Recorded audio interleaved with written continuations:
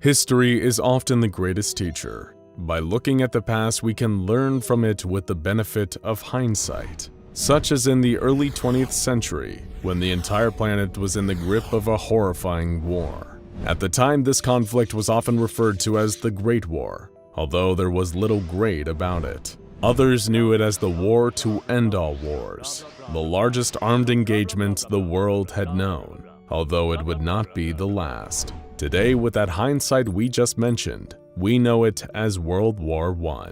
In June 1914, an Archduke of Austria was shot dead by a Serbian assassin, and as a result of the complicated treaties forged between various nations, soon much of the world was involved in the war that started out as little more than a scuffle between neighbors. The horrors of trench warfare, the carnage caused by the earliest chemical weapons and armored tanks, left a permanent and lasting scar on the world's history, one still mourned and remembered to this day. The advances in chemical and mechanized warfare that took place during World War I range from the use of chemicals like tear gas used to disable targets, to more lethal compounds like mustard gas. And of course, this was the first war to introduce tanks to the battlefield. Although these were clumsy and cumbersome to begin with, it was arguably the advent of the First World War that forced many advancements in armored warfare. It was the belief of many individuals on all sides that if the Great War was made too gruesome and horrific to continue, it would come to its natural end. This, of course, did not happen, only encouraging each participant of World War I to continue advancing their weaponry. But what if there were weapons developed during World War I that were too dangerous to be deployed? With every side looking for advantage over their adversaries, what if some turned to the unethical, even the anomalous, to gain the upper hand in the war? Introducing SCP-186, otherwise known as To End All Wars. Try to imagine weaponry that was so incredibly advanced for the mid-1910s, yet so horribly and unjustifiably cruel. Worse than gas that can cause blisters to form not only on the skin but also inside the lungs. More advanced than armored vehicles with mounted machine guns crawling across no man's land. It's hard to picture something that could be more devastating than that, especially for the time period. But a good measure of a weapon's destructive power is usually found in the damage it leaves in its wake. In this case, SCP-186 is exactly that. Not the anomalous weapons themselves, but the site of a battle that took place between the 24th of July and the 13th of August in 1917. The event became known as the Battle of Sentient Woods, but you won't find any mention of it in the history books. Any and all records of the battle have been secretly expunged by the SCP Foundation, and their own archive is now the only place where someone can find the details of what happened over those few weeks. The engagement took place between the German Imperial Army and forces belonging to Russia's provisional government, a small skirmish in comparison to the enormity of many battles of the First World War. So what happened at the Battle of Sentient Woods to make it so horrible that it had to be stricken from the historical record? For that, we have to go back to Sentient, a small settlement in western Ukraine. In July of 1917, the surviving remnants of a Russian division had been scattered. The Germans' counterattack against the Kernensky offensive had driven the Russian troops to the dense forest that surrounded the town of Sentient. You might be forgiven for thinking that the outnumbered Russian force was decimated by almost 500 German soldiers pursuing them, but you would be very, very wrong.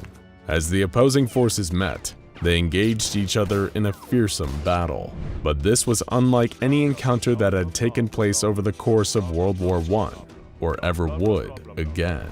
Both sides were armed with anomalous weaponry, possessing technology beyond any that had ever been seen at the time.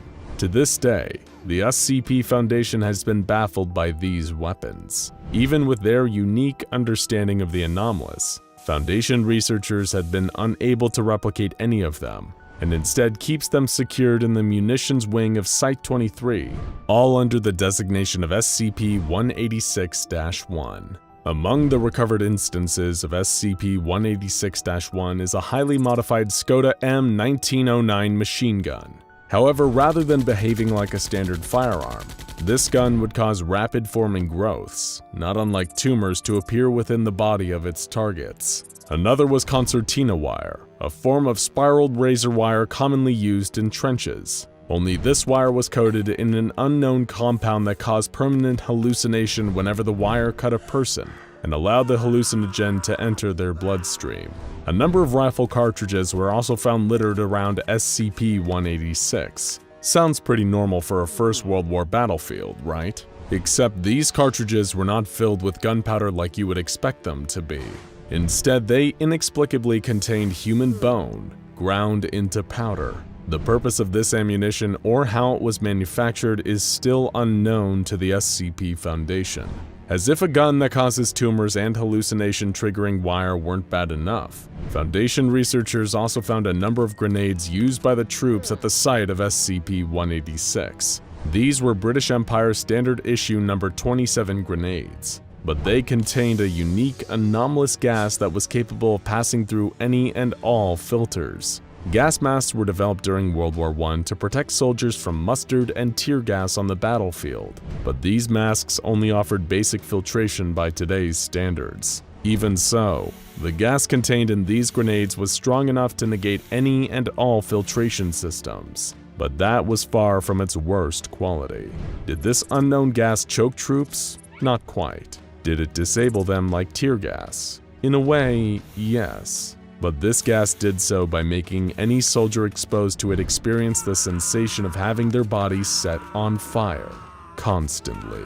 Also recovered at SCP-186 were the remains of some form of explosive, and it is believed by the Foundation that it was detonated at the culmination of the Battle of Houston Woods, causing approximately a third of the battle's total casualties. Foundation researchers estimate that almost 300 civilians were either caught in the blast or died as a result of the crossfire between the German and Russian forces. The soldiers involved were also all permanently incapacitated or killed, or at least, almost all of them. So where did these anomalous weapons come from? And why were they used just in this battle, not throughout the First World War?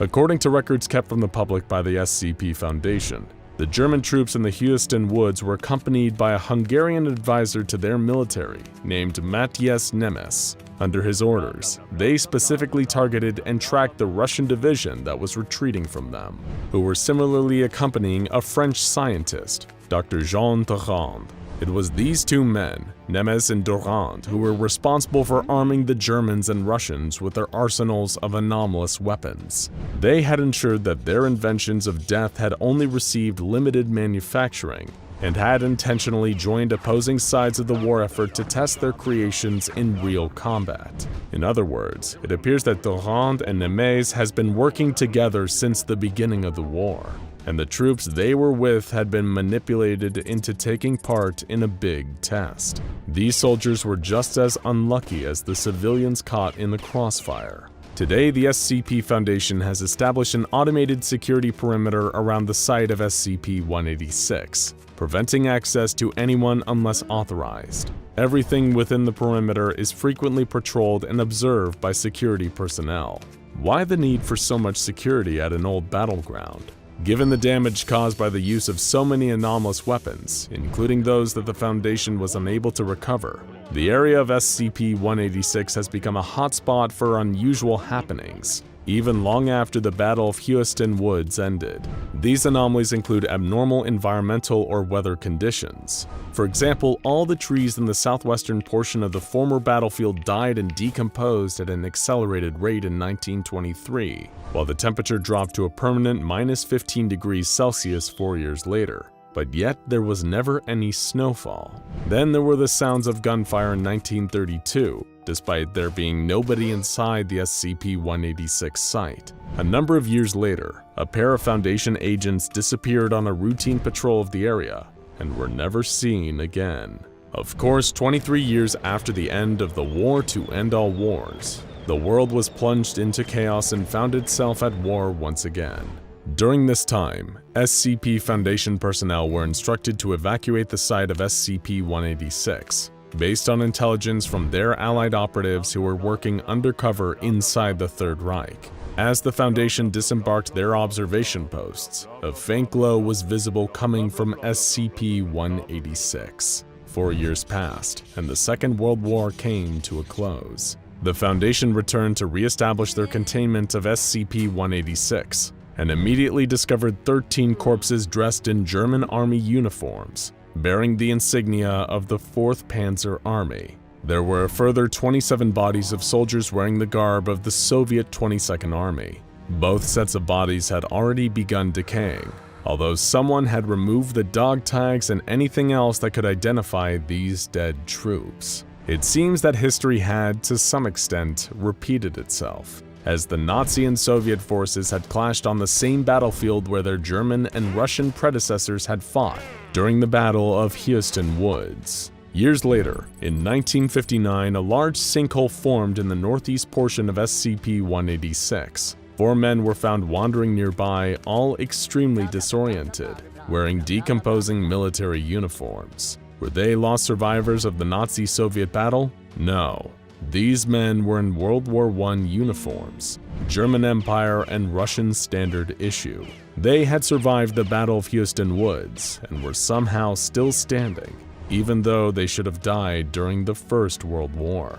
How did these troops manage this? Well, the final anomalous weapon recovered at the site of SCP-186 were mortar shells, but unsurprisingly, these weren't your standard high-explosive artillery. Much like those grenades mentioned earlier, these mortar shells contained a unique, previously unseen gas. But instead of causing the perpetual pain of being on fire, this gas altered the biology of animal cells that it came into contact with. Somehow, it triggered a change that prevented a body's cells from ceasing life function, keeping them continuously operational. In other words, it meant that any soldiers exposed to this gas simply could not die. That's right. Some of the troops involved in the Battle of Houston Woods are still alive to this day. The SCP Foundation immediately began excavating the sinkhole and discovered 23 bodies buried beneath in a mass grave. There were more of the surviving World War I soldiers, kept alive for decades by the mortar gas. Some of them still had infected wounds and battlefield injuries that should have killed them, yet their bodies refused to die. The soldiers were rounded up and hauled off to Site-23, where the Foundation researchers began assessing them. However, they were unable to glean any useful information from the German and Russian troops that had been unearthed. All of the soldiers exhibited symptoms of extensive psychological trauma and had developed various mental disorders while buried alive under the battlefield. They had all been driven to insanity, perhaps as a result of their unnaturally extended lifespans, maybe from being buried underground and unable to die for so long. Or perhaps it was the wartime atrocities they witnessed that drove the soldiers over the brink. History is a great teacher, but those willing to forget its mistakes are often doomed to repeat them. Matthias Nemes and Dr. Jean Durand created the anomalous weapons responsible for SCP-186, and similar minds would later go on to build the atomic bomb and countless weapons of mass destruction after.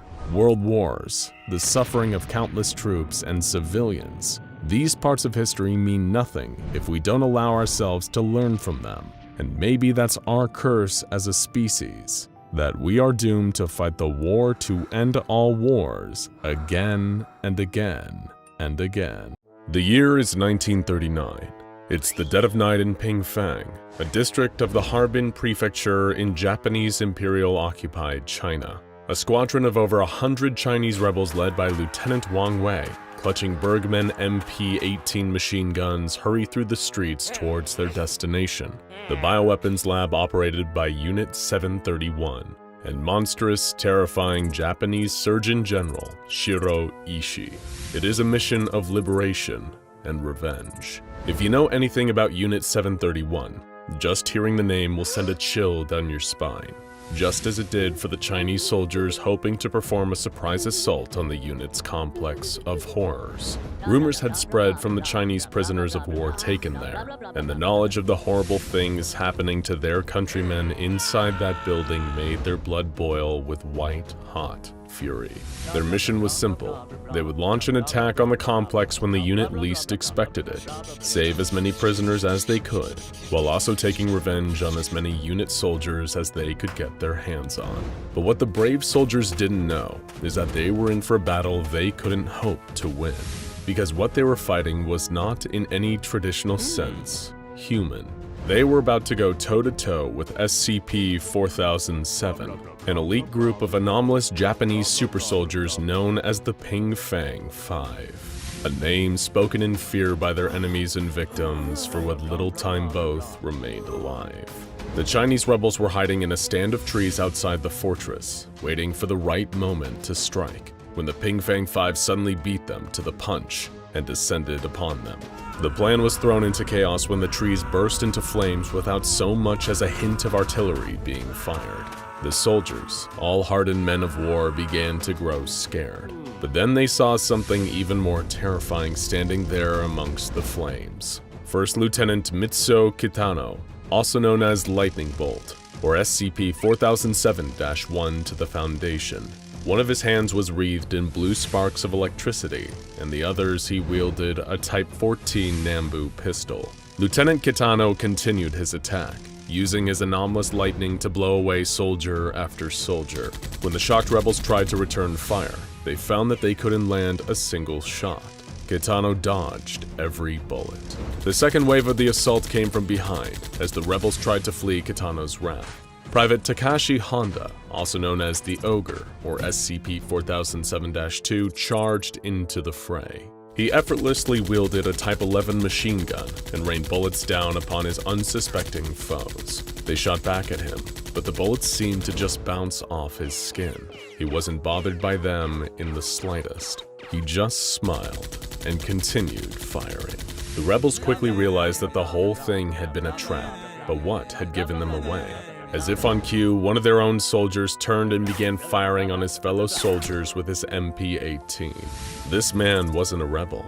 In fact, he wasn't even Chinese. It was Corporal Joichiro Aida, also known as the Fox, or SCP-4007-3. How could he have possibly infiltrated the squadron? The answer is simple. He's an anomalously brilliant liar. In fact, it's impossible to not believe a single thing that Corporal Aida says, making him a true expert in espionage. Not a single one of the other rebels ever had a chance of sniffing him out before the doomed mission. If this betrayal surprised them, then what came next must have seemed like something out of a nightmare. Lieutenant Wang Wei, the man who'd spearheaded the entire mission, turned and began picking off his own troops with his pistol. The surviving soldiers didn't understand. Had the lieutenant gone mad? They tried to shoot him, but just like the others, he dodged effortlessly and continued to murder them. That's because he wasn't Lieutenant Wang Wei at all. Wei had been murdered in the forest earlier that night, and replaced by Private Teruo Nishimura, also known as SCP-4007-5, or the Shapeshifter. The Ping Fang 5 had infiltrated and compromised the mission from before it had even begun. They'd never even stood a chance. During the chaos of the massacre, a few of the rebels had managed to escape, running through a nearby clearing into a thicket of trees. If they could survive, then perhaps they could regroup and lead a second assault on another day. They had no hope of survival during a head-on conflict with these anomalous super soldiers. They needed to get away and form a new strategy. But gunshots started ringing out through the forest, tearing into their bodies and dropping the men one by one. They tried to return fire, but they couldn't even see who was shooting at them. It seemed to come from all directions. The rebels' dying thoughts were that the trees around them must have been crawling with Japanese troops. The reality was even more frightening. It was only one man, Private Shigeru Matsui, codenamed Smoke, for this ability to become invisible at will. To the Foundation, he's known as SCP-4007-4, the last member of the Ping Fang 5. The deadliest troops in the entire Imperial Japanese Army. But unlike many of the biological anomalies cataloged by the SCP Foundation, the Ping Fang 5 were not born, they were made. In case you aren't familiar with the infamous Unit 731 and their horrifying complex in Ping Fang, this unit was the secret department of the Japanese Army ordered into existence by Emperor Hirohito himself for one sinister purpose: researching chemical and biological weapons for the Japanese Imperial Army. Their leader, the Surgeon General Shiro Ishii, was essentially given blanket permission to do whatever he deemed necessary in order to achieve results for his emperor and his nation. Ishii took that directive and ran with it, unleashing pseudoscientific evil on a level matched only by the Nazi extermination camps in Europe. Experimental weapons and horrific diseases were tested on captured Chinese civilians, political dissidents, and prisoners of war. Thousands of people met horrific ends through execution, experimentation, and vivisection, which is the dissection of a subject that is still very much alive. How does this relate to the Pingfang 5 and SCP-4007? It all comes back to a top-secret project, overseen by Ishii himself, Project Shinka. While Unit 731 was established in 1935, in 1937 they began working in collaboration with the Imperial Japanese Anomalous Matters Examination Agency. Think of it as Imperial Japan's hyper-nationalist answer to the SCP Foundation. They had become aware of the existence of anomalous individuals in Imperial-controlled territories, and General Ishii wanted to know whether the powers manifested in these anomalous individuals could be induced in others through forced organ removal and transplantation. To test this hypothesis, Ishii had the Japanese secret police round up anomalous individuals in Imperial territory en masse. They were subjected to mass vivisections, with the intention of isolating and removing anomalous organs. It was an act so positively genocidal in proportion that East Asia had statistically fewer anomalous humans than they should to this day. Ishii's intention was to transplant the organs into loyal volunteers from the Japanese military in order to create an unbeatable military force. Perfect soldiers who would win the war for them.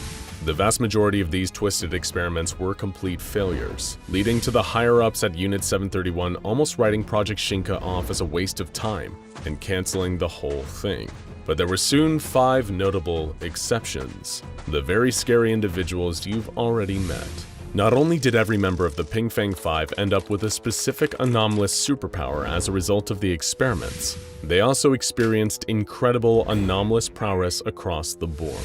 Members of the 5 boast extended longevity, meaning they rarely show their age. Enhanced physical abilities, including faster reflexes, incredible senses, and immense physical strength. They also appear to have advanced mental development, displaying phenomenal tactical and strategic reasoning, as well as the ability to effortlessly learn, read, and speak multiple languages, like Japanese, English, Mandarin Chinese, Russian, and German. Of course, Japan eventually lost the war, but the Pingfang 5 had no intentions of ending their fight. They continued their missions long after Japan formally surrendered, causing chaos and violence across East Asia. After several unsuccessful engagements with isolated members of the Pingfang 5, leading to the deaths of many Foundation agents and civilians, the Foundation formed Mobile Task Force 551, aka MacArthur's Dogs, an elite group of operatives trained for the specific mission of bringing down the Pingfang 5. While the hunt rages on, 3 of the 5 are already dead. SCP-4007-1, Mitsuo Kitano, the man who can unleash bursts of electricity, met his end in Burma in 1948. During a procedure called Operation Smokehouse, 551 engaged Kitano in combat in the jungle. As was one of his trademark techniques, he attempted to use his electricity powers to burn down the jungle and escape during the chaos. However, the Foundation operatives surrounded and boxed him in. He couldn't escape, and when the fires were put out, he was found dead on the ground. The apparent cause of death was smoke inhalation. SCP-4007-2, Takashi Honda, the man with bulletproof skin, died in 1957 in the Philippines. 551 engaged him in combat in a mission dubbed Operation Homewrecker, which culminated in them calling down an airstrike on him. In the aftermath, Honda was found dead, but his cause of death was determined as having been from a powerful electric shock. And finally, SCP-4007-3, Joichiro Aida, the man with the silver tongue, was found dead a year later in 1958. His corpse was discovered in his room in Guiyang, southern China. He appeared to have been strangled to death, and interestingly, there was evidence that he tried to engage in a shootout with his killer, but hadn't succeeded in preventing his own murder. All of these circumstances were somewhat mysterious, but the Foundation didn't investigate them much further after the bodies were tagged and bagged. SCP-4007-5, Teru Nishimura, the shapeshifter, is still on the run today, while SCP-4007-4 Shigeru Matsui, the Invisible Man, is doing just the opposite. He lives in Sarawak, Malaysia, and works in open cooperation with the SCP Foundation to help track down the fifth member of the Ping Fang 5. Not much has changed in the 64 years since the death of Joichiro Ida.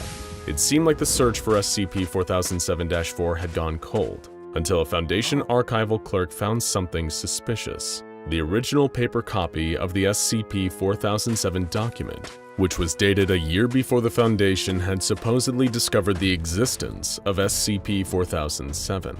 As the archival worker dug further, they found a number of unsettling discoveries that alter the true meaning of SCP-4007. In the original paper documents, each dead member of the Ping Fang 5 had organs missing, and each subsequent member's death involved a power possessed by a former member. 2 was electrocuted, and 3's gun was useless, as the killer had been wearing 2's bulletproof skin. Who was behind this? Why?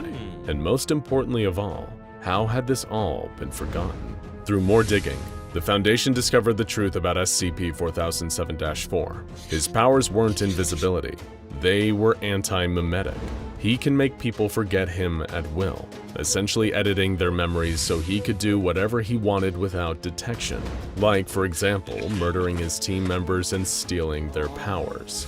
They even managed to find an archived letter from 4 to 3, begging for his help in fighting some kind of unknown monster, something that would require their combined powers to face, whether they ended up being as 5 separate men or one man with all of their powers. This whole time, SCP-4007-4 had been playing the Foundation like a fiddle, using their resources to help him track down the final member of the Ping Fang 5, to recruit him into one final mission, or murder him and steal his powers. But that still leaves one question. What is this mission? What is this monster? The Foundation managed to find out, at least partially. They charted the death locations of each of the 3 dead Ping Fang members and the living location of SCP-4007-4 and discovered something amazing. 4 of the 5 points on a perfect pentagon, centering on the South China Sea. The Foundation also estimated that the pentagon would reveal the location of SCP-4007-5 at the final point, but his location isn't nearly as interesting as what resides at the center of this massive geographical pentagon. Foundation divers discovered huge numbers of sunken Japanese battleships, downed planes, and thousands of bones littering the seabed. Based on the damages to these vessels, it was clear that they hadn't been shot or blown up. No, they had been torn apart by something obscenely huge and powerful underneath the water. The Pentagon, a significant shape in sorcery, is likely a massive supernatural containment ritual, keeping whatever unspeakable horror is lurking under the ground there from escaping. A containment ritual that could only be maintained by 5 special individuals in 5 special places. It was in this moment that the Foundation came upon a truly horrifying revelation. They had misjudged the intentions of Project Shinka. It was never about creating assets for the war against the Allies. It was about a war against something else entirely. Something much more dangerous than, and deadly than, the squabbles between men. It was about the entity that lurked below. A creature that nobody understood, and that no conventional weapon can fight. And if the ritual is ever broken, and the beast is allowed to rise, the Ping Fang 5 will be the very least of our problems. It was a beautiful September day, but Sean Taylor was trapped in his car in one of the worst cases of gridlock he had ever seen. He tried to look on the bright side though, and while he was stuck in an unmoving car, at least he had a pleasant view of the wide, shimmering lake just off the road next to him. He was admiring the scene when tiny drops of rain started landing on his windshield. That's funny. There wasn't a cloud in the sky a moment ago. There was something off about the rain though. It looked dirty, a rusty red color. Was that blood? He didn't have time to think about it, because just then a thick, dense mist began to roll over the lake. A fog of blood. Just off the side of the road, he could see a huge silhouette rising out of the water. Is that an old submarine? What Sean didn't know was that he was about to have an encounter with SCP-1861, also known as the HMS Wintersheimer, a ghostly submarine with strange and terrifying effects. Sean and the other drivers stuck in traffic that day were far from the first people to have a dangerous brush with this legendary vessel. According to SCP Foundation records, the HMS Wintersheimer has been appearing since as early as 1916. The first recorded incident occurred in the British seaside town of Innsmouth-on-Sea. You won't find this town on any maps or in the history books, and you're about to find out why. The 500 population of the town, which had already reduced by the wartime draft into the currently raging Great World War, awoke to red skies on February 6, 1916. Citizens left their homes to investigate, only to find their entire town had been enveloped in a thick red mist. The swelling crimson clouds up ahead began to rain, showering the town in a hail of viscous red goop. Anyone unlucky enough to taste it would say that this strange rain was a dreadful mix of salt and copper. This was because, as the Foundation would later determine, the rain and fog was a disgusting combination of salt water, human blood, and human cerebrospinal fluid. But the real threat was rising just beyond the beach. Technically speaking, the HMS Wintersheimer vessel is designated as SCP-1861-A. It appears to be a World War I era British B-class submarine, designed by Vickers for the Royal Navy in 1904. By 1916, this particular type of boat was already on its way to being obsolete, and were largely deployed in Malta, far from the active fronts. So one of these vessels appearing on an otherwise unremarkable stretch of English coastline should have been a clue that something was terribly wrong. But the poor residents of Innsmouth-on-Sea didn't know the half of it. Soon, figures in what appeared to be archaic diving gear began emerging from the Wintersheimer and made their way into the township. They seemed terrified, running up to and frantically screaming at any local they could find. "Please listen to me. Something terrible is about to happen here. We need you to come with us or you're all going to die. You must believe us." The locals were frightened by what they heard. They'd been listening to news reports of the Great War unfolding across the globe for 2 years now. Had it finally come to them? They pictured shells raining down from the sky, decimating their defenseless little town in a rain of fire. The Navy must have been brought in to save them before the German bombardment began. While some took more convincing than others, the men in diving suits, known as SCP-1861-B, eventually managed to persuade the entire town to join them and lead the townspeople down to the water. One by one, they were all boarded onto the submarine, hundreds of them. Many couldn't believe their eyes as they watched scores of people disappear in front of them into the dark bowels of the Wintersheimer. Where were they all going? How would they all fit in there? But it was too late for any of them to back out now. The vessel submerged once more, and everyone was gone. The entire population of Innsmouth-on-Sea had disappeared in a rain of fog and blood, never to be seen again. The Foundation wiped all records of the town from existence and delivered appropriate amnestic treatment to anyone who still mentioned or remembered Innsmouth-on-Sea. The fate of those who board the HMS Wintersheimer is always the same: vanish from the face of the earth, explained away by the Foundation as accidental death by extreme weather event. There have been hundreds of documented sightings of SCP-1861, and the anomalous weather event can occur near any body of water wide enough to accommodate SCP-1861-A's comms tower and topmost platform. Depth does not seem to be any hindrance of the submarine appearing, and it can even manifest in water that's just a few inches deep. As Sean and the other unfortunate victims of the rush hour traffic were being showered in thick red droplets from above, a crimson mist rolled in between the cars. Sean had heard of so-called freak weather events before, like raining frogs and fish, but this was something different, and it frightened him. He could see now that the silhouette rising from the lake really was an old submarine, and he watched as a legion of mysterious figures disembarked from the vessel and began spilling onto the road. The men in ancient-looking diving suits walked among the cars, and one of them approached Sean's car. He began tapping frantically on the window, and Sean could tell he was yelling something. Sean was scared and more, but more than anything else, he was confused. Against his better judgment, he rolled down the window just a crack to hear what the man was saying. His British accented voice muted by the diving suit, the man frantically told him, "Sir, please listen to me. I'm Lieutenant Samuel Ramsey of the HMS Wintersheimer. We're evacuating the area. Please, you've got to come with me. We're in danger out here." HMS? Sean thought. Isn't that what they call British ships? What was a British submarine doing in the middle of a lake in the United States? Through his windshield, Sean could already see other men in diving suits leading people from the cars out towards the submarine. Something had to be going on here, something big. Lieutenant Ramsey was still banging away at the glass of Sean's window, becoming increasingly agitated.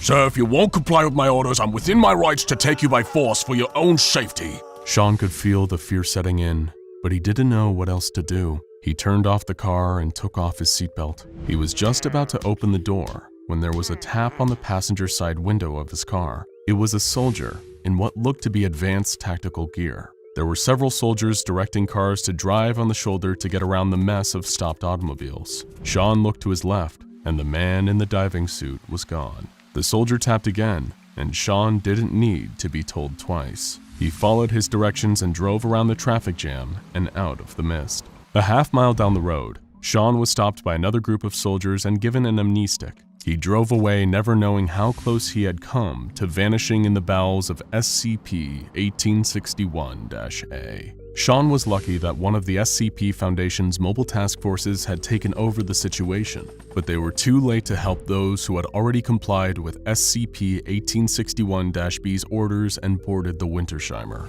The task force made it their business to save whoever they could, but that wasn't their only directive. The Foundation had recorded a huge number of SCP-1861 instances since 1916, and now they were finally going to figure out what was going on inside. The Foundation had already discovered that those taken onto the Wintersheimer don't simply disappear. Once on board the submarine, they are forced into a diving suit of their own, which transforms them into new instances of SCP-1861-B. Upon realizing this, Foundation scientists devised an ingenious plot. 6 months before this latest instance of 1861, the Foundation dispatched 2 members of D-Class personnel who were familiar with one another into the Red Mist. One was instructed not to interact with SCP-1861-B, while the other, named Sal, was ordered to enter the submarine. His mission was to report back all findings to Foundation researcher Dr. Clutch during the next 1861 event. The D-Class who remained on shore was brought in once more by the Mobile Task Force during the September event that Sean witnessed. They checked each diving suit wearing Anomaly until they heard a familiar voice, muffled by the mask. It was Sal, and he'd been transformed into an instance of SCP-1861-B. The human D-Class, receiving questions from Dr. Clutch via remote broadcast, commenced the interview of his former friend. It is from this vital interview that much of the Foundation's knowledge of the mysterious HMS Wintersheimer is drawn. According to Sal, the interior of the Wintersheimer, which is a long, narrow passageway, is a spatial anomaly that seems to stretch on forever. This explains how vast number of people, like the entire population of Innsmouth-on-Sea, can disappear into the submarine at once. Sal reported that, about an hour after entering the vessel, the hatch closed and the interior began rapidly filling with water as the submarine descended. Prisoners of the Wintersheimer were faced with 2 choices: suit up or drown. Few chose the latter option, and as soon as the suit was on, the transformation had begun. As soon as everyone was suited up and the submarine had fully descended, causing the 1861 weather event to dissipate on Earth, the Wintersheimer had effectively entered an alternate dimension. The airlock opened, and the new recruits were instructed to step outside and take a look around. The Wintersheimer veterans informed the new sailors that everyone on land was likely already dead by this point. When Sal first exited the submarine, he commented on everything around him looking eerily similar to how it looked on land before the mist descended, but with one key difference. It seemed as though everything was underwater. Well, not quite that. It was almost as though everything was water, like the world had taken on a kind of flowing liquid state. Sal and the others existed in this otherworldly land of living water for 6 months, and as the months passed, things only got stranger. They found that they neither needed to eat nor sleep. According to Sal, all they did was breathe and pass the time by exploring and talking to one another. Anyone who attempted to take off their suit would dissolve and diffuse into the same liquid that surrounded them. Dr. Clutch asked Sal about the other inhabitants of this alien realm, and this was when things got truly disturbing. There were dead humans and animals floating all over the place, missing their eyes as though they'd been scooped out, and missing their mouths, as though they'd been bitten out of their face by some kind of huge predator. Their empty eye sockets bled constantly, and Sal theorized that this may have something to do with the anomalous blood mists of SCP-1861. When asked to provide more information on why all the corpses were mutilated in this way, Sal said that one of his superiors on the Wintersheimer told him, "The watcher of eyes and biter of teeth deemed them worthy." Whatever this mysterious being was, it seemed to be a powerful figure within 1861's Waterworld, and Sal felt lucky that he never had a direct run-in with the creature himself. For his final request, Dr. Clutch asked Sal to attempt to remove his suit. The Foundation had learned in previous instances of 1861 that the diving suits have anomalous durability, and it was impossible for anyone other than the wearer to remove them. Hence why the Foundation could never deal with 1861-B by using brute force. Naturally, Clutch was interested in finding out what was going on underneath. Sal expressed fear and anxiety at first, wondering if after all he'd been through, whether he could ever be considered human anymore. Eventually, he was convinced to remove the suit, and his worst fears were confirmed. The second Sal removed his helmet, gallons of seawater poured out, and the now empty suit collapsed to the ground. Sal's body was never found. Only some teeth and a pair of eyes were recovered. The eyes were later confirmed to be belonging to a young girl, and the teeth were identified as having come from a European red deer. And so, the dark mystery of the HMS Wintersheimer continues. Because of the unpredictable nature of its appearances and the resulting difficulty of containing it, the Wintersheimer has earned a Keter classification. The only containment procedure currently employed by the SCP Foundation is for mobile task forces to try and intercept the submarine when appearances are reported, and hopefully prevent or at least reduce the kidnapping of civilians. With so many questions left unanswered, all we can say for certain is that if a red mist ever descends on you, and a stranger in a diving suit tells you you're in grave danger, he's absolutely right. The booming steps echoed through the museum corridors. Pharaohs, emperors, and Mongolian war leaders all stood stock still as the terrified security guard ran between them. Roger Pascal swung his flashlight this way and that. The light glinted on the polished steel of ancient weaponry, muskets, scimitars, and cannons. Exhibit after exhibit flashed past him as he ran through the dark museum. There was no way it was real. No possible way. He was having a bad dream. That's all it was. A bad dream. The shaking ground under his feet and the marching rhythm of the impossibly heavy footsteps behind him told him that it was real, all right. It had just been a normal shift like any other, just a regular night at the museum. Roger had been sipping his coffee and listening to the radio when all of a sudden he felt his chair start rumbling beneath him. He put his coffee down on the table and watched as it recoiled as the footsteps grew louder and closer. He got up to investigate and couldn't believe what he'd walked in on. Skidding around the corner, he tumbled into a medieval suit of armor and sent it crashing across the floor. Chainmail helmet, gauntlets, all of it rattled and crashed to the marble floor, echoing all through the museum. Then there was a sudden deathly silence as the footsteps stopped. Roger didn't breathe. Then they started again, heading straight towards him. It was all Roger could do to lie on his back in front of the giant taxidermy eagle and point his flashlight at the door as the monstrous figure of the stone soldier walked around the corner, musket in hand. Woodstock, Vermont, 1995. It was a normal day just like any other. The birds were singing in the trees and there was a gentle breeze blowing through. Nothing at all out of the ordinary.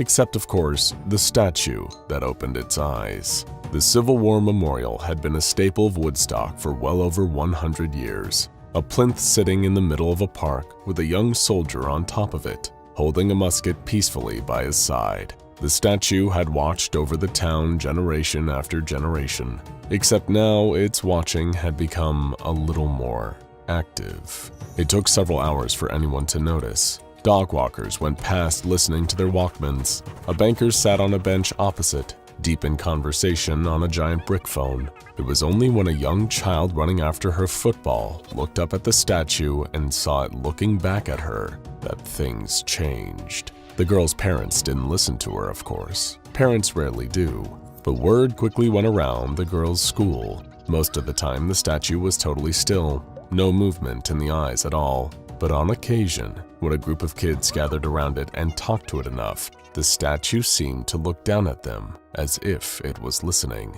But that was it. No grown-ups were particularly interested in what the children were saying, and even a lot of the children who saw it went home, concluding that they must have been imagining things. So 6 months went by without anyone really paying the statue much attention. That was until it fired its gun. In a quiet rural town, everyone hears a gunshot, but for a long time no one could work out where it had come from. Police gathered around the park, searching all around where the weapon had been heard. The only clue they could find was a small hole in the wall of a shop across the street. A couple of officers joked that the shot must have come from the statue itself. Everyone laughed it off, except for a couple of the school kids who were playing nearby. Less than 2 weeks later, another shot rang out in the middle of the night, and a group of confused police officers rushed to the park to investigate what had happened. The only thing they found was a dead bird lying on the sidewalk, shot to death. Again, the jokes went around the department that it must have been the statue who did it. Except this time, the officers were all laughing a little less enthusiastically. Without much crime going on in Woodstock, Vermont, the department decided to take the shooting quite seriously, going so far as to perform an autopsy on the dead pigeon. But when they cut the animal open and looked at the wound inside its chest, they were filled with even more confusion than they were before. It wasn't a conventional bullet lodged into the bird's ribcage at all. It was perfectly round and made of what appeared to be stone. But the next shot that rang out from the memorial park was unmistakable. It was a weekend in the middle of the summer vacation, so the park was full of families all sitting around having picnics, barbecues, and staring up at the sky watching the birds circle lazily overhead. Bang! One of the pigeons exploded in a burst of feathers and plummeted out of the sky, landing on the sidewalk in front of the whole town. In shock, all of the townsfolk turned around to see the stone statue down on one knee with his musket on his shoulder. The statue looked down at all of them, surprised at the attention, then quickly got back to its feet and resumed its normal stance. Reports flooded all the local papers and news stations. The event was blamed on mass hysteria, a kind of group hallucination where everyone was somehow sharing the same story. But the number of people coming forward with the exact same account was irrefutable evidence. That's where the Foundation had to step in. In January 1996, containment procedures began, and the statue was given the designation SCP-011. Of course, a large contingent of agents suddenly appearing in a small town would raise a lot of suspicion, so the Foundation had to move very cautiously. One agent at a time, the Foundation established itself in Woodstock and began to study the statue day in and day out. By sitting on park benches, even looking through cutout holes in newspapers, and wearing fake outfits so as not to arouse suspicion. Steadily over time, the statue appeared to gain either a heightened mobility or just a renewed sense of confidence. While much of the time it did remain standing immobile, it would begin to occasionally stretch when it thought no one was looking and glance this way and that in apparent annoyance with the bird circling over its head. The shooting steadily grew more regular. Foundation agents observed several birds being picked out of the sky by the musket fire of SCP-011 over the following weeks. A clear pattern started to emerge. The statue would only fire at birds that seemed to be flying above it or getting too curious about it. In fact, the more fecal matter built up on the statue, the more aggressive it would be. Both in its body language and mood seemed to sour the dirtier it got. While there were initial concerns about the SCP potentially turning its rifle towards the local townspeople, these worries were largely dismissed as SCP-011 gradually started to build up a rapport with those around it. Before long, the caretakers of the park were having exchanges with the SCP. These exchanges started with the caretakers speaking directly to the SCP, and it nodding or subtly acknowledging the things they said. But over time, the interactions grew more and more personable. In the year 2000, SCP-011 spoke for the first time. It had just fired its rifle, picking off a pigeon from over 200 feet away, when a caretaker mildly exclaimed, "Nice shot!" The statue smiled, dipped his hat to the caretaker and said, "Thank you," in a gravelly voice. This marked a significant change in the Foundation's approach to the containment of SCP-011. Up until this point, the SCP was considered a broadly harmless member of the local town community. However, its ability to speak raised concerns as to this SCP's development. 4 years ago, it had been an immobile statue with nothing out of the ordinary to raise any suspicions among those around it.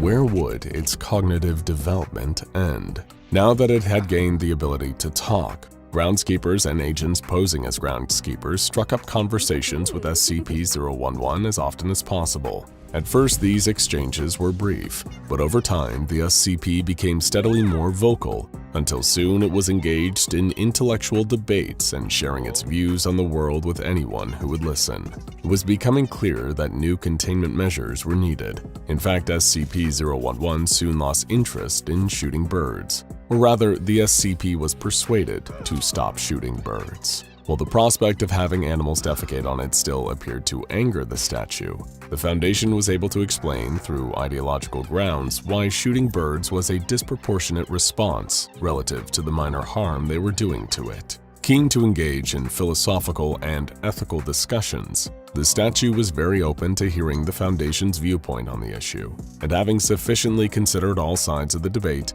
decided that it would, in fact, be better for the well-being of all involved if it stopped shooting the birds from the sky. In return, the caretakers and Foundation agents promised to do their best to clean it regularly and keep the animals at bay. But with word of this bizarre tourist attraction steadily gathering momentum as the age of email began to take off, the Foundation decided that it would be best to relocate SCP-011 entirely. However, agents who had been living in Woodstock for the prior 4 years were hesitant to relocate the entity to a test chamber or storage facility. The benefits that it had brought to the local community far outweighed the risks and threats that it posed. The statue had become a local celebrity, smiling and waving at children who went past, and even offering brief history lessons to any confused tourists who found themselves wandering through the park. Most just assumed it was a person in gray paint. It was Agent Khan who came up with the idea of relocating SCP-011 to a museum. Being kept indoors, away from the dangers of any fecal bombing runs, was the main priority. Khan argued that within a museum, the statue would blend in seamlessly with the exhibits around it. Furthermore, if anyone did see the statue move or talk, they would assume that it was an interactive exhibit and treated as such. Having shown a real love for academia, history, and debate, Khan believed that SCP-011 would benefit greatly from being in such a setting, both learning and eventually even teaching about the history of the American Civil War. However, when all these arguments were put forward to the statue itself, it was hesitant. Having spent the entirety of its cognitive existence standing on the same plinth, shooting at the same pigeons, the idea of relocating to somewhere new and unknown was very intimidating. Even with the soldier's mindset, SCP-011 was still feeling incredibly nervous about the idea of moving house. Agent Khan and SCP-011 found themselves locked in a stalemate. Try as she might, convincing the SCP to leave its current home was like talking to a brick wall, or rather, a stone wall. The pair of them ended up dropping the conversation for a couple years, focused instead on psychiatric evaluations and history lessons for the SCP. In 2002, the Foundation officially declared that SCP-011 had achieved sentience with a great enough level of self-awareness to pass as a normal human being, aside from the fact that it was composed entirely of stone. For 2 years, Agent Khan talked to SCP-011 every day on the park bench. The slats on the bench had to be replaced several times as the weight of the statue broke through them, snapping them clean in half on several occasions. During this period, the pair of them built up a rapport rarely seen between humans and SCPs. So much so that in 2004, Agent Khan managed to convince SCP-011 to move to a local museum on one condition: she would go as well. The Foundation agreed to the terms, deciding that Khan could take on the role of being a researcher in the museum. That way, she could keep an eye on SCP-011 and report any activities, while the Foundation officially relinquished control over the SCP. What happened next was perhaps rather predictable, or at least it would be predictable to anyone who had worked with Agent Khan and SCP-011 during that time in Vermont. As the pair of them moved into their new lives at the museum, romantic feelings blossomed between them. Seeing as SCP-011 is officially outside of the SCP Foundation's jurisdiction, there has been no official inquiry into the nature and practicalities of the relationship between the woman and the statue. But from the reports that make their way to the Foundation every 3 months, it is clear that both are very much enjoying the privacy of their new arrangement. Roger Pascal closed his eyes, imagining the barrel raising higher and higher until it was pointed squarely at his face. He had been told by his bosses not to ask questions about the origins of the statue that had suddenly appeared in the Civil War section. Even when he saw the statue's eyes moving, he'd kept his mouth shut. That was until he was doing his security rounds that night and heard those booming footsteps leading him behind one of the displays. He had rushed over in a panic. Peering around the corner, he had been shocked to see Miss Khan, one of the researchers here, and the Civil War statue engaged in a passionate kiss. He had turned and bolted as fast as he could until he ended up here, terrified on the floor as he imagined the musket being leveled at him. But then a second pair of footsteps joined the group, and a woman's laugh filled the room. Opening his eyes, the security guard saw the pair of them, the statue and the researcher standing in the doorway, laughing about the whole situation. The musket was slung over the man's shoulder as he offered a cold, stony hand down to the security guard to help him up. Ironically, there was something about the statue's smile that softened Roger's stony heart as he was hauled to his feet. I have so many questions. Mining is one of the most dangerous professions in the world. And while advances in technology and safety protocols have certainly eased the load that these hardened laborers endure, it still remains a daring, backbreaking endeavor where accidents do happen, and your safety is never 100% guaranteed. But mining is also a less common profession in the United States today, with mines incorporating more technology and less overall manual labor. But it wasn't always that way. In the 19th and early 20th centuries, mining companies employed hundreds of thousands of workers across the country. Before large machinery could mine surface pits and maneuver large-scale explosives from a safe distance, mining was done manually, performed by teams of thousands of workers tirelessly, slaving in the dark, digging for precious resources such as coal or limestone, all while being underpaid, overworked, and continually endangered on the job. Mines were operated by mining companies, who often took a large cut of a miner's paycheck. A 1902 account of a coal miner's paycheck claimed a $1.60 daily salary for a 10-hour shift. Even when adjusted for inflation today, that only comes out to $4.50 an hour, which is below the United States minimum wage. And some of that money would be taxed or given to the company for providing housing for the miners' families in company towns, located adjacent to the mines. While some companies were better than others in terms of safety, unionizing and demanding better pay or conditions was frowned upon, and there was always the risk of being kicked out of the town by the company if you were caught attempting to do so.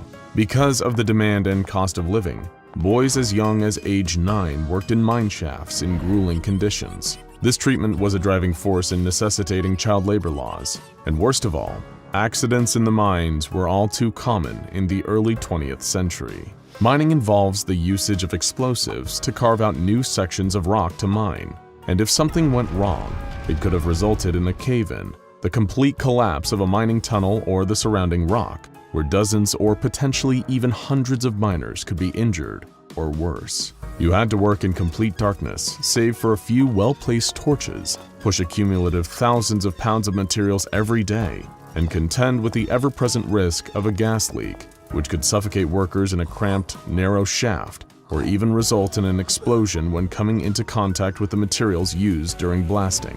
In 1917, 2,696 coal mining deaths were recorded as a result of various causes, and that was just one year of many.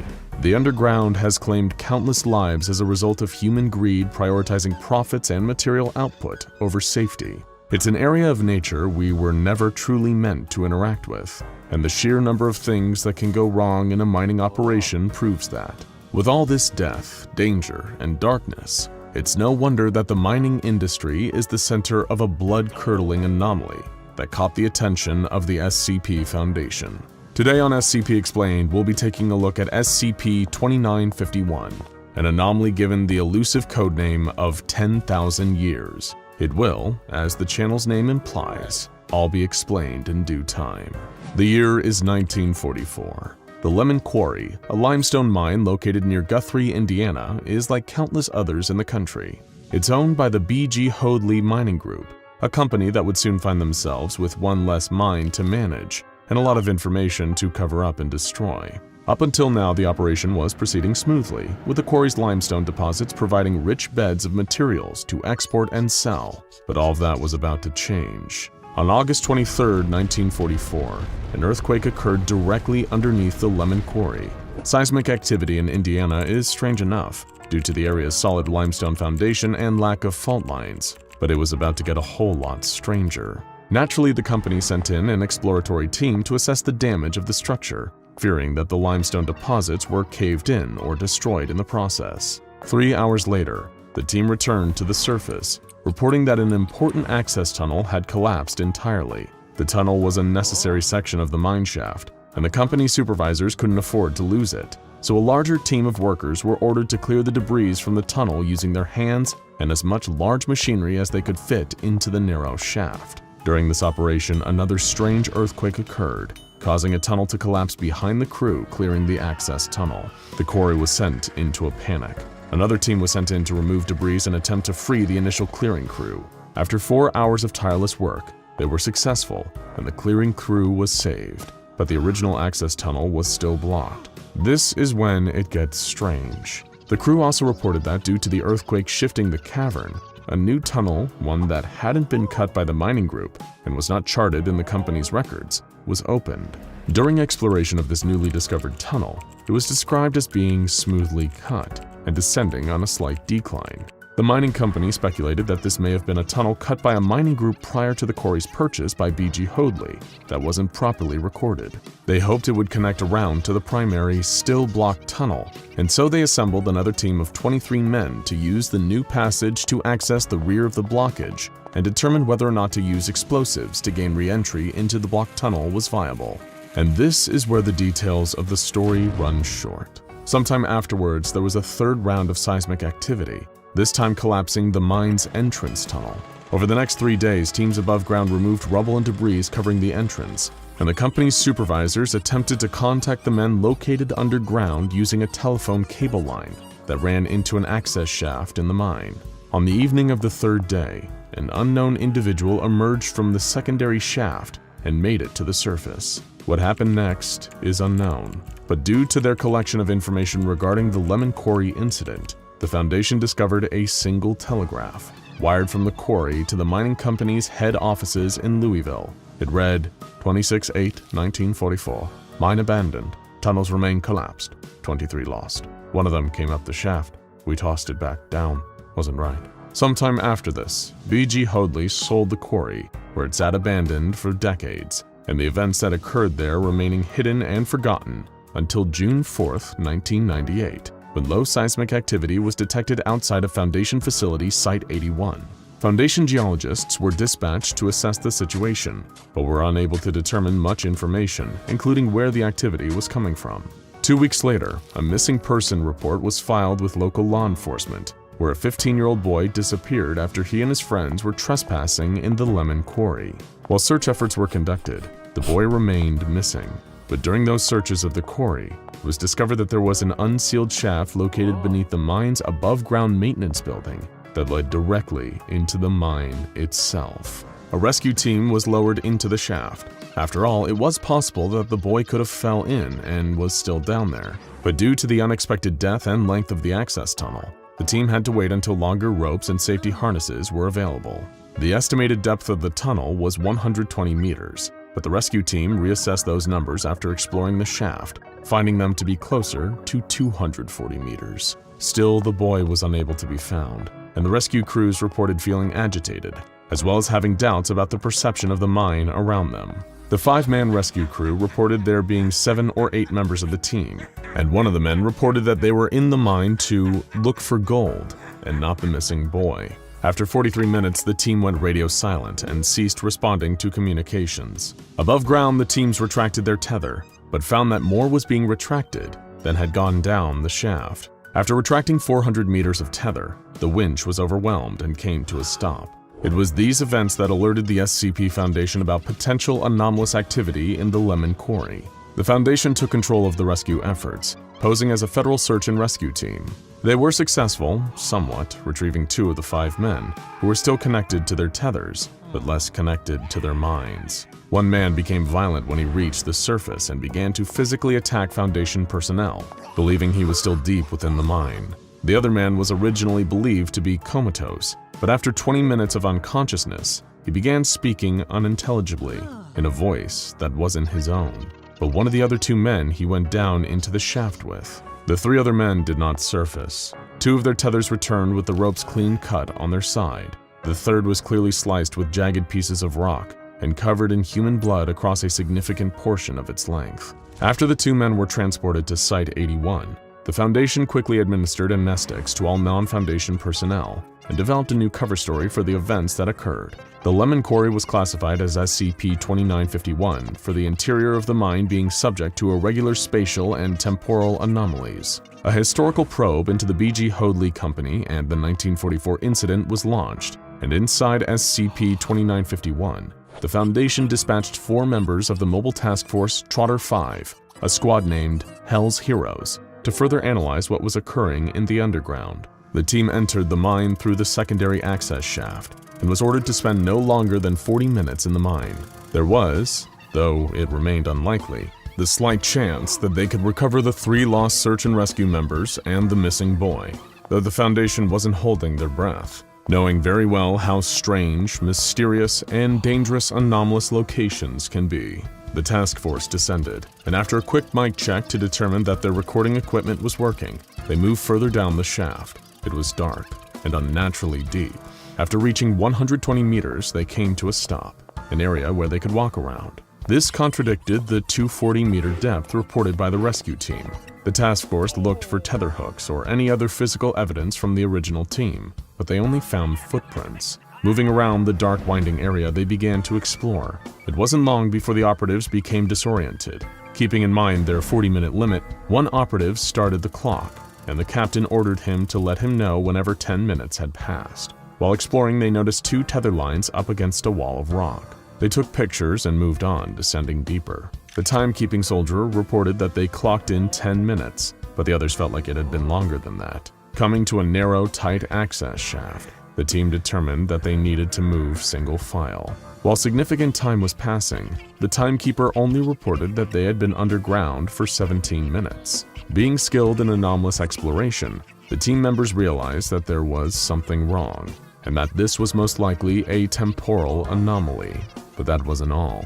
The team began seeing flashes of light in the distance and hearing noises beneath them. They made the decision to pull out of the shaft, and after moving towards the light in front of them, thinking it was from the surface, they found that they were no closer to leaving than they had been when they entered. The clock still displayed a time of 17 minutes, and trying to figure out where they were in the shaft was becoming next to impossible. As it couldn't get any worse, the team's flashlights and headlamps began dying out. Now the task force was completely in the dark, and they could only move downwards. They weren't sure where they were going, but they were certain it was going down. The sensations of the cavern were growing stronger, strange smells, something unclear written on the walls of the cave. The clock now displayed 13 minutes. The operatives began repeating themselves, stating the phrase, "too long in the fire," over and over again. It was a nightmare, but the team soldiered onward, dazed by the shaft's anomalous effects. Just when they were able to see the surface light again, they noticed something. There were more members of the team than they originally started with. 3 of them, mimicking the others' voices, wearing their uniforms. One of the entities appeared as if it were on fire, smoke smoldering from its back, repeating that phrase over and over again. The captain ordered his men to shoot at the imposters, firing at them in the dark. But the shots missed and accidentally hit something that caused a violent combustion, causing all recording devices to cut out, and the Foundation to remove the task force from the shaft entirely. All 4 members were recovered and given a medical evaluation. The entities that impersonated and attacked the task force, however, were unable to be found. During an interview with one of the recovered operatives, he claimed that the team was losing track of time, but was shocked to discover that while their recorders were active for a total of 5 hours and 33 minutes, They only spent 19 minutes total in the mine altogether. A strange anomalous time dilation effect between the surface and the underground. The operative was unable to determine the point when the entities, clad in their armor and badges, joined up with the group. The interviewing doctor offered the operative an amnestic, but he declined, stating that he'll only need it if he's still dreaming about the entity screaming at him with his own voice months later. While the Foundation's exploration of SCP-2951 revealed the anomalous effects of the shaft, the historical investigation also bore fruit. They learned the story of the 1944 collapse that caused B.G. Hoadley to sell the mine, but they also learned another important piece of information about the Lemon Quarry. The Foundation recovered a contact list in an abandoned Hoadley office that allowed the Foundation to make contact with Gorman Ellis, a retired Hoadley investigator who was cooperative and willing to meet with the Foundation agents knocking on his door. During the interview, the Foundation learned that Ellis was originally a foreman with the company, and both his father and his grandfather were associated with the higher-ups at Hoadley. When asked about the Lemon Quarry, Ellis said that while he never worked there, he did spend time there cleaning it up after the company had shut the mine down. Ellis recognized how strange an earthquake in the area was, but couldn't put his finger on anything strange about the collapse. He knew they lost a few men during it, but the incident wasn't talked about much. He told the agent to attempt to get a hold of a man by the last name of Barnes, who was also involved in the cleanup, and had contacts with the company who bought out the land after Hoadley sold it. Just when the agent was about to leave, however, Ellis remembered another piece of information. The cleanup that he had worked on had over 36 men working at the same time, but Ellis said that it was the quietest job he had ever worked. In fact, he wasn't sure if a single one of them said anything to him the entire time he was there. The Foundation received a number of personal documents from Ellis's contact Barnes, in the form of letters that detailed the Lemon Quarry's sale to Curver International. The incident was described as a typical cave-in, but also detailed that strange men in suits appeared at the scene weeks after, asking questions and attempting to listen to the rocks, according to the letter. After this, Curver International, a mining group that the Foundation has so little information on that they believe it is anomalous itself, purchased the Lemon Quarry. A letter addressed to Barnes reads as follows. I saw it myself, Jeremiah. I saw something that was like a man crawl out of that hole. It smoked and burned and cried out in another's voice. It was a thing pulled straight from the pit itself, I have no doubt. That man from Geist said as much himself, that the pillars that support the world will crack and crumble, and the Foundation will become loose. What lies below will become accessible, and its might will fall upon the meek. I saw it with my own eyes. I know it is true. I still hear its words, Jeremiah. 10,000 years, screaming like a wild dog, shrieking like it was cornered. 10,000 years in the fire. In 2003, Ellis passed away with the Foundation seizing his assets. During this process, the Foundation discovered a letter addressed to an unknown recipient, revealing that he knew more about the Lemon Quarry than he had let on. Its contents are chilling, reading, "It was 23 in total. 23 of those poor boys got stuck behind that wall. We could hear them for days shouting behind those rocks while we sat around and did nothing. Have you ever been down in a mine during a blackout? Let me tell you about it. First, there is a moment of panic, when everybody scrambles to figure out what's going on. Then, as things calm down, you try to get your eyes adjusted to the dark around you. But you never get adjusted, because there's nothing to see. It's not like dark at night, where you can see stars and the moon or a streetlight. There's no light in a mine during a blackout. There's nothing to see down there. Then you start to hear things. Some boys will hear voices or animals, or any number of things that just aren't there. Some will wander off and get lost. They won't follow the ropes back up. Some will fall into a shaft or into a crevice and you'll never see them again. Then it gets real quiet. I got to see that tunnel they found before the cave-in. Very strange.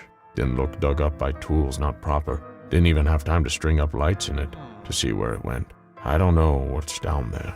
Anyway, all I'm saying is, I haven't thought much about hell, but I sure think we deserve it. Whatever happens to those boys, as long as they're down there, is our fault. It's our fault for doing nothing.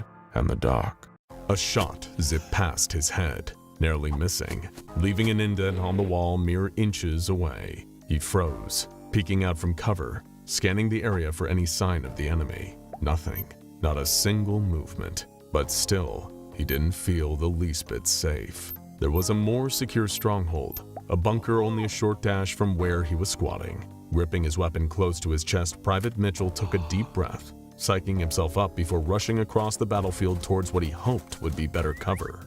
Ducking under a camouflage tarp that covered the entrance, Mitchell was met with a sight of his squad mates, all sitting huddled in the foxhole, some looking dejected and miserable, others cowering in fear, all apart from Sergeant King, who sat cross-legged in one corner, wearing a permanently crazed, wide-eyed stare on his face. An exhausted Private Mitchell sat down with the others, unable to offer more insight than a nod of mutual condolence to his comrades. For a while, the members of MTF Iota-17, the unit codenamed the Greendale Humans, found themselves feeling the simultaneous mix of frightened and bored. Each one of them could have achieved the same sense of anxiety by drinking 10 cups of black coffee, loudly knocking on their drill sergeant's door in the middle of the night, then rushing back to their barracks to hide under their bunks. Movement from outside caused the whole team's heads to swivel, peeking out of a gap in the outer wall of the bunker.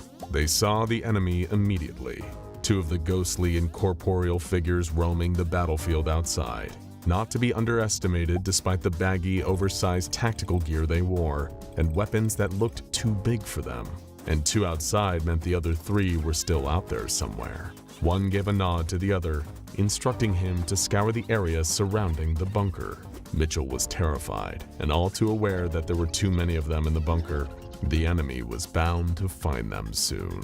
All of a sudden, Sergeant King seemed to stir from his strange trance and produced a box of matches. He held out 4 in his hand, keeping them covered so that nobody could tell if they were picking a long one or a short one.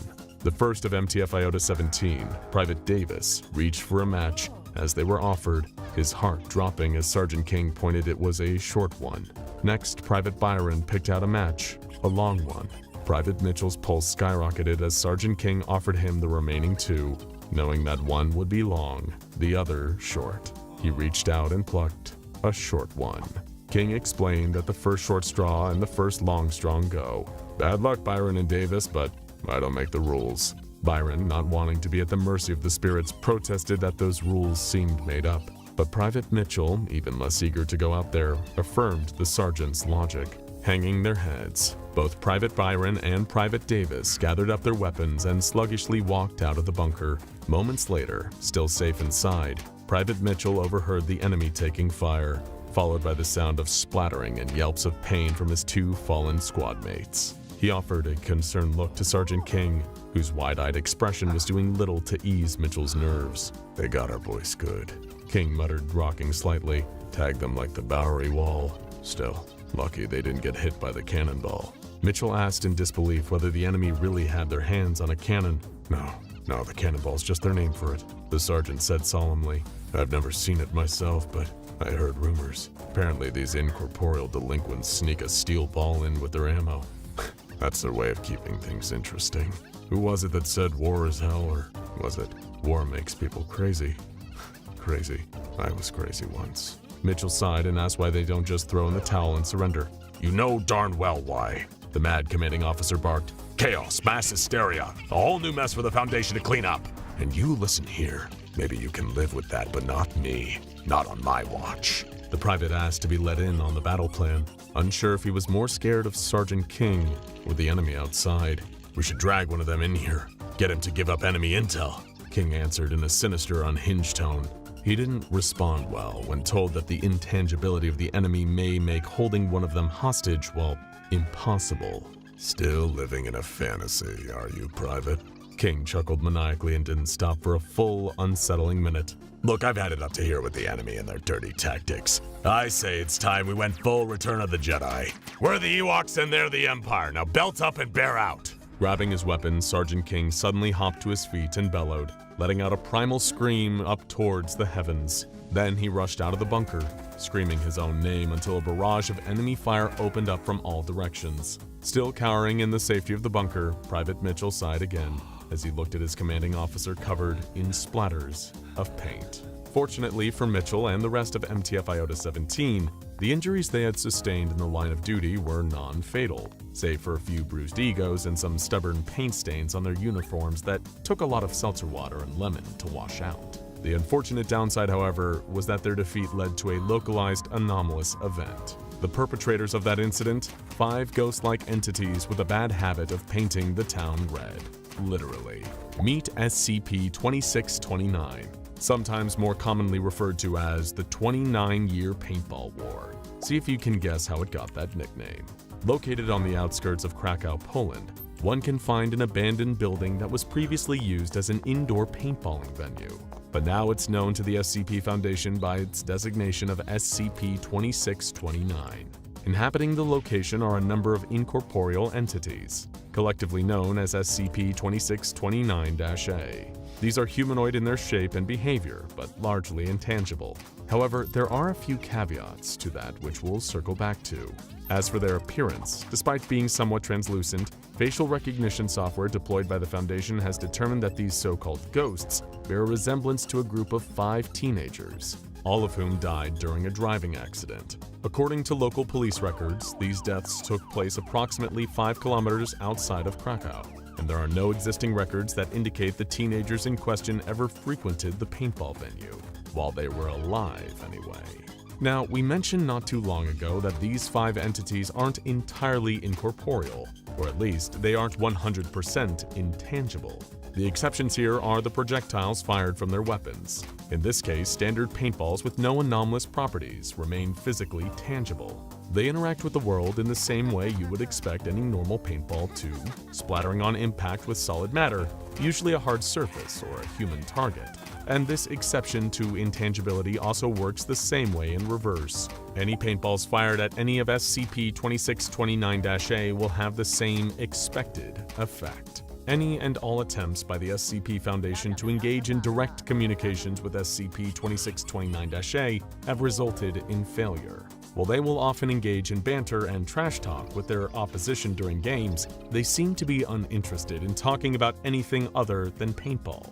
During one attempt by Foundation researcher Dr. Ben Kazarinsiak to talk with the entities and ask why they spend eternity in a paintball arena, the only answer given by one of the anomalous ghosts, SCP-2629-A-2, was, "Why not?" Every afternoon at exactly 1 o'clock Central European Time, all members of SCP-2629-A will manifest within SCP-2629. Should they be left unattended, they will begin to roam freely, often gravitating towards the nearby neighborhood. This can lead to an event classified as an ALIF 2629 scenario. However, the occurrence of an ALIF scenario can be averted should the 5 entities be engaged in a game of paintball. It is the only known measure to deter them, and as such, the SCP Foundation has assigned Mobile Task Force Iota-17 to deal with the problem. Every day, all members of MTF Iota-17, the Greendale humans, enter the paintball facility via an underground tunnel. Each of these operatives possesses a high level of proficiency in marksmanship, as well as close-quarters combat utilizing firearms. On top of that, the Foundation insists that MTF troops in this unit also need to be great at paintball.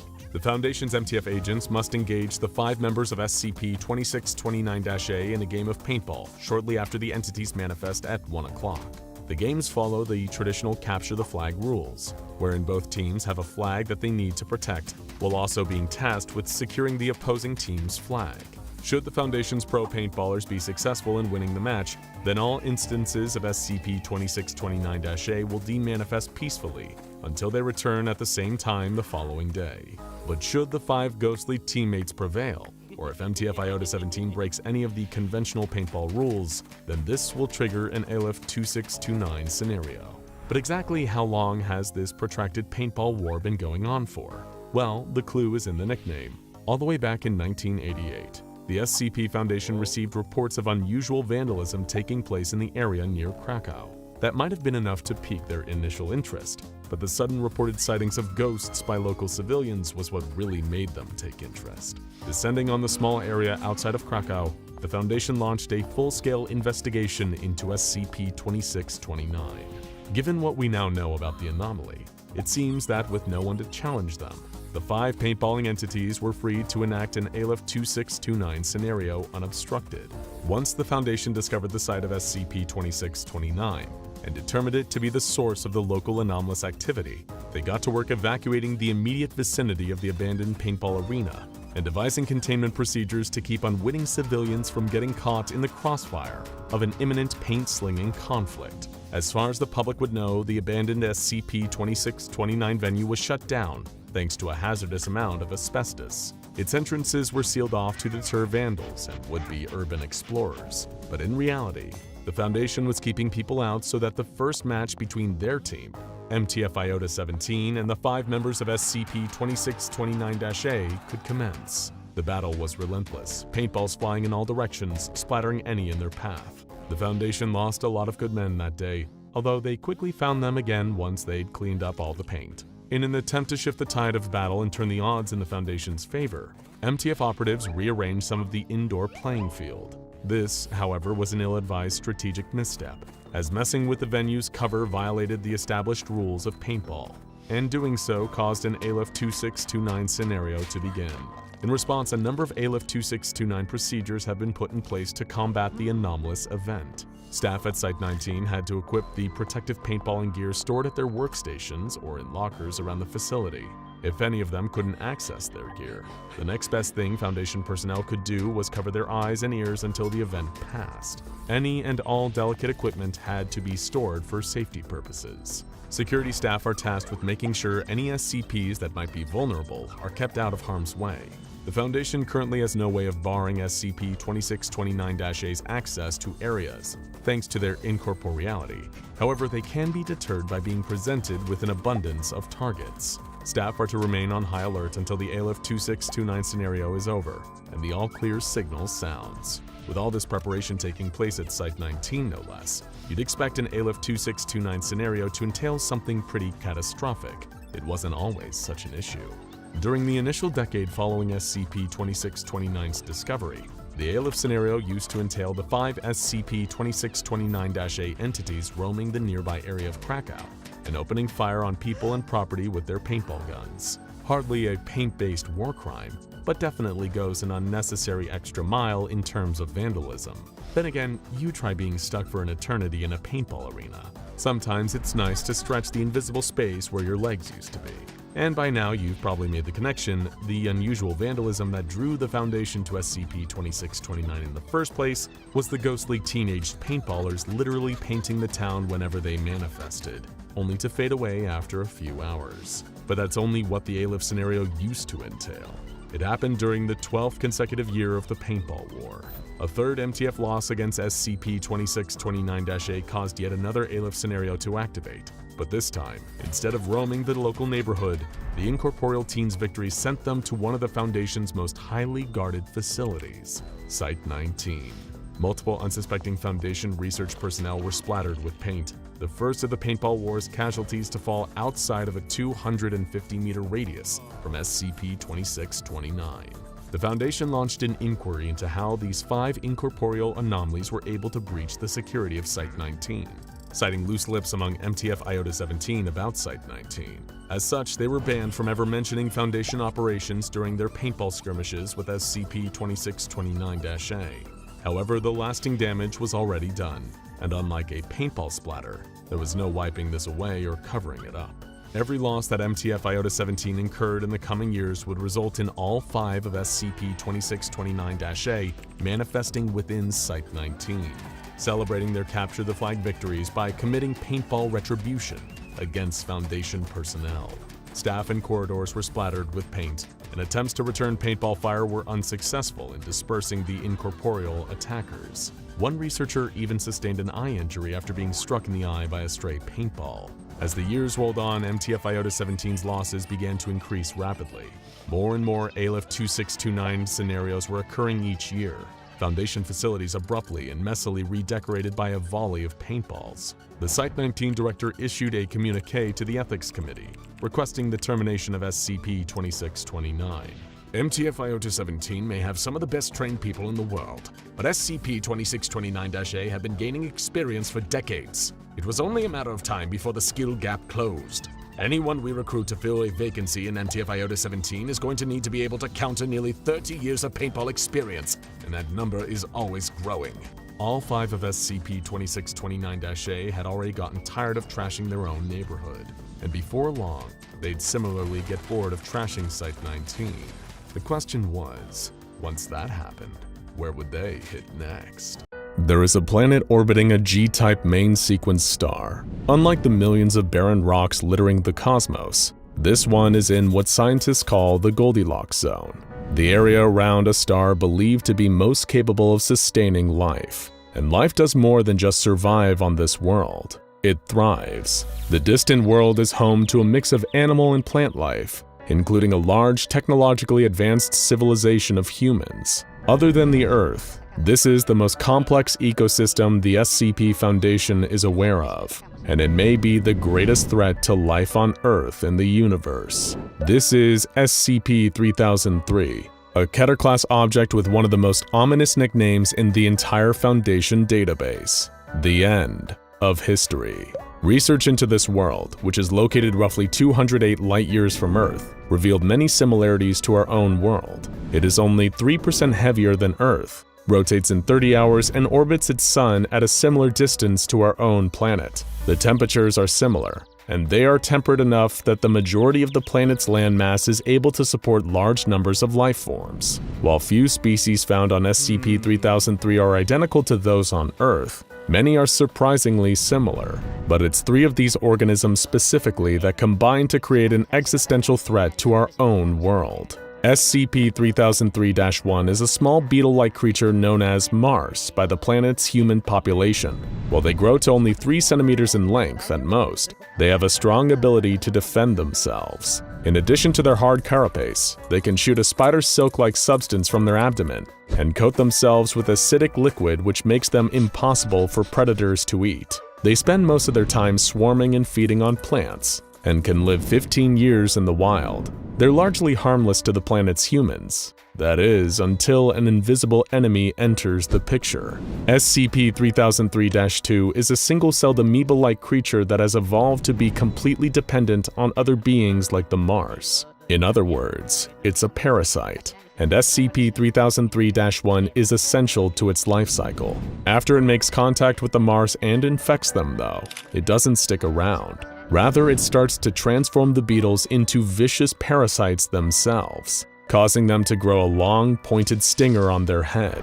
This stinger can paralyze its target, allowing the Mars to inject whatever it stung with the population of SCP-3003-2 lurking inside of it. And these beetles that have been taken over only have one target. SCP-3003-3 entities are humans, 30 billion of them, to be precise. The human civilization of SCP-3003 is far larger than our own, and studies have indicated that they're genetically identical and could even produce viable offspring with the humans on Earth. And they are the primary target of the infection of SCP-3003-1 and 2. When attacked by the infected Mars, the beetle creates a hole and enters into the human's body before sealing the hole with its silk material. Once inside, it can live up to 3 years inside the human, during which time the human is fundamentally transformed. Once they've been infected, the SCP-3003-3 human becomes obsessed with spreading the Mars and develops a pleasure response to being in its presence.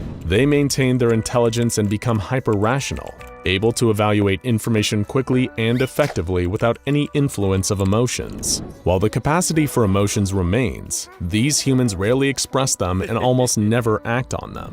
They have one primary function: to spread the infection further. It sounds like the beginning of an alien invasion, but the invasion already happened. The war is over, and the humans of the planet orbiting HIP 56948 have lost. The infection is not growing. It's already complete. SCP-3003 has a population of 30 billion humans, and every single one is host to SCP-3003-1 parasites. This happened centuries ago, and the entire society has since been reshaped to accommodate these parasitic creatures and to make the human population more hospitable to them. While these humans are identical to those on Earth, they lack its genetic diversity. The humans of SCP-3003 have been selectively bred to make ideal hosts, complete with larger bodies, more fat tissue, higher pain tolerance, and less susceptibility to diseases. But the society has not degraded due to the infection, quite the opposite. The SCP-3003-3 population has become a hive mind of sorts, working together towards a single purpose. As such, these humans have evolved to be far more united than humans on Earth. They all speak a single language similar to Dutch, with no other languages still active. All humans belong to the same culture, and research has indicated this is about 500 years old. Before the infection, they were a humble society that had over 7,000 different cultures and mainly engaged in trading. None of them exist anymore, and they aren't the only thing that's gone. SCP-3003 lacks Earth's genetic diversity in animal and plant life. That's because in the early wave of SCP-3003-1 infections, the newly infected humans targeted any species that preyed on the Mars. These mass extinctions created famines and other ecological catastrophes, and led to a massive change in the way the humans of SCP-3003 live. The vast majority now live in carefully planned cities, built in the safe and temperate regions of the planet. These cities are mostly enclosed and are used for industry and food growth. They are also extremely tightly built, so much so that SCP personnel reported feeling claustrophobic. Many surfaces of the cities are coated with a material that closely resembles the feel of SCP-3003-1, the Mars beetle. The infected are so fixated on the pleasure that being around these beetles gives them that they use this as a form of entertainment. The remaining members of this society live in rural areas, in small, carefully planned communities dedicated to farming, mining, or manufacturing. These small pods are even more structured than the cities. Children in this world are raised communally by large groups of workers specializing in health and education. They are infected quickly, at only a little over a year old, which is as soon as their supervisors are convinced they're physically capable. Once they are infected and their mindsets converted to the interests of the Mars, the children are quickly tested to determine their ideal occupation before being steered into what they will do for the rest of their life, where, like everything else on SCP-3003, their day-to-day life will be highly structured. Adults typically spend 10 hours a day at work, with the rest being spent engaging in basic activities like eating, sleeping, attending educational classes, and engaging in entertainment. But the entertainment all revolves around the Society's obsession with SCP-3003-1. They listen to recordings of the beetle swarms, visit the enclosures where the beetles are bred, or obsessively touch the distinctive lumps that the parasite cause on their hosts. Everyone fits in on SCP-3003. There is no other option. Any sign of divergence from one's job function is cause for the authorities to step in. The first step is medical exams to make sure that the parasitic infestation isn't becoming too harmful. Anyone who doesn't conform to the social standards is restrained by local members of the hive mind and brought in for observation. When someone becomes too old or sick to work for society and act as a host for the Mars, their usefulness is at an end, and they are used for organ harvesting and experimentation. In the Society of SCP-3003, one life has no meaning. Its only worth is the value it can bring to the hive mind. There's one area of SCP-3003's development that is of greater concern to the Foundation though: their technology. SCP-3003-3 works as one, and that has allowed it to develop technology far beyond that of what we have on Earth. Their planet is run almost entirely on wind, solar, and tidal power, with a small amount also coming from geothermal and nuclear. Their computers have enough power to produce data that makes foolproof recommendations for public policy, and their artificial intelligence systems are far beyond anything the Foundation has developed. Their crops have been genetically modified to have ideal hardiness and nutritional value, and they routinely experiment on their own DNA for selective breeding purposes. The planet has launched satellites into space and visited the other planets in their solar system. But it's one invention in particular that has brought this strange planet to the Foundation's attention. SCP-3003-4 is a massive facility on SCP-3003 with one purpose: to open wormholes that can transport members of the planet to any other point in space. Each use of this device uses up more energy than Earth uses in a full year, and the device seems to have been created with one goal in mind: to transport representatives to other planets that can expand their parasitic civilization to. The desire to spread the infection of the Mars is a single-minded obsession for the citizens of SCP-3003, and they now have their sights set on Earth. Unlike most dangerous specimens, SCP-3003 and its native species were not discovered in the wild. Rather, it made contact directly with the Earth through its wormhole generator, sending ambassadors who came bearing the news of their gospel of a better, unified way of life that would be achieved by joining their growing empire. They could have passed for missionaries, but what they were preaching was infection with a parasitic mutated beetle. The SCP Foundation was not prepared for this first contact and collected all the evidence they could on this strange new society.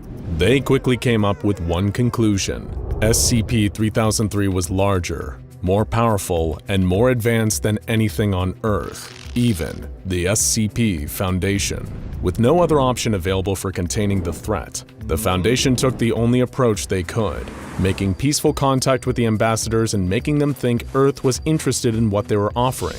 As long as the representatives of SCP-3003 think they are involved in peaceful negotiations for how to introduce the Mars to Earth, they are ready to cooperate and agree to some of the Foundation's terms. This has given the Foundation the opportunity to study the society and identify some potentially exploitable weak points, and they found one in particular that may give humans a chance for survival. That weakness? The representatives of SCP-3003-3 do not know how to lie. Once they're converted to host the Mars, everything they do serves a common purpose and is shared with every other member of their hive-like society. There is no need to lie and no purpose to it in their society. And as such, they can be deceived far more easily than most humans. That gives the SCP Foundation the chance to stall them and fool them into thinking Earth is planning for integration at its own pace. But even the residents of this strange civilization's patience may have its limits. The representatives seemed cooperative at first, agreeing to many concessions the Foundation requested, including carefully regulating where they entered Earth, and making the Foundation their first point of contact for their Earth Contact and Research Committee. This allows the Foundation to ensure no invasive species makes their entry onto Earth unknown. Because the civilization is unable to lie, the Foundation has convinced them that Earth is contaminated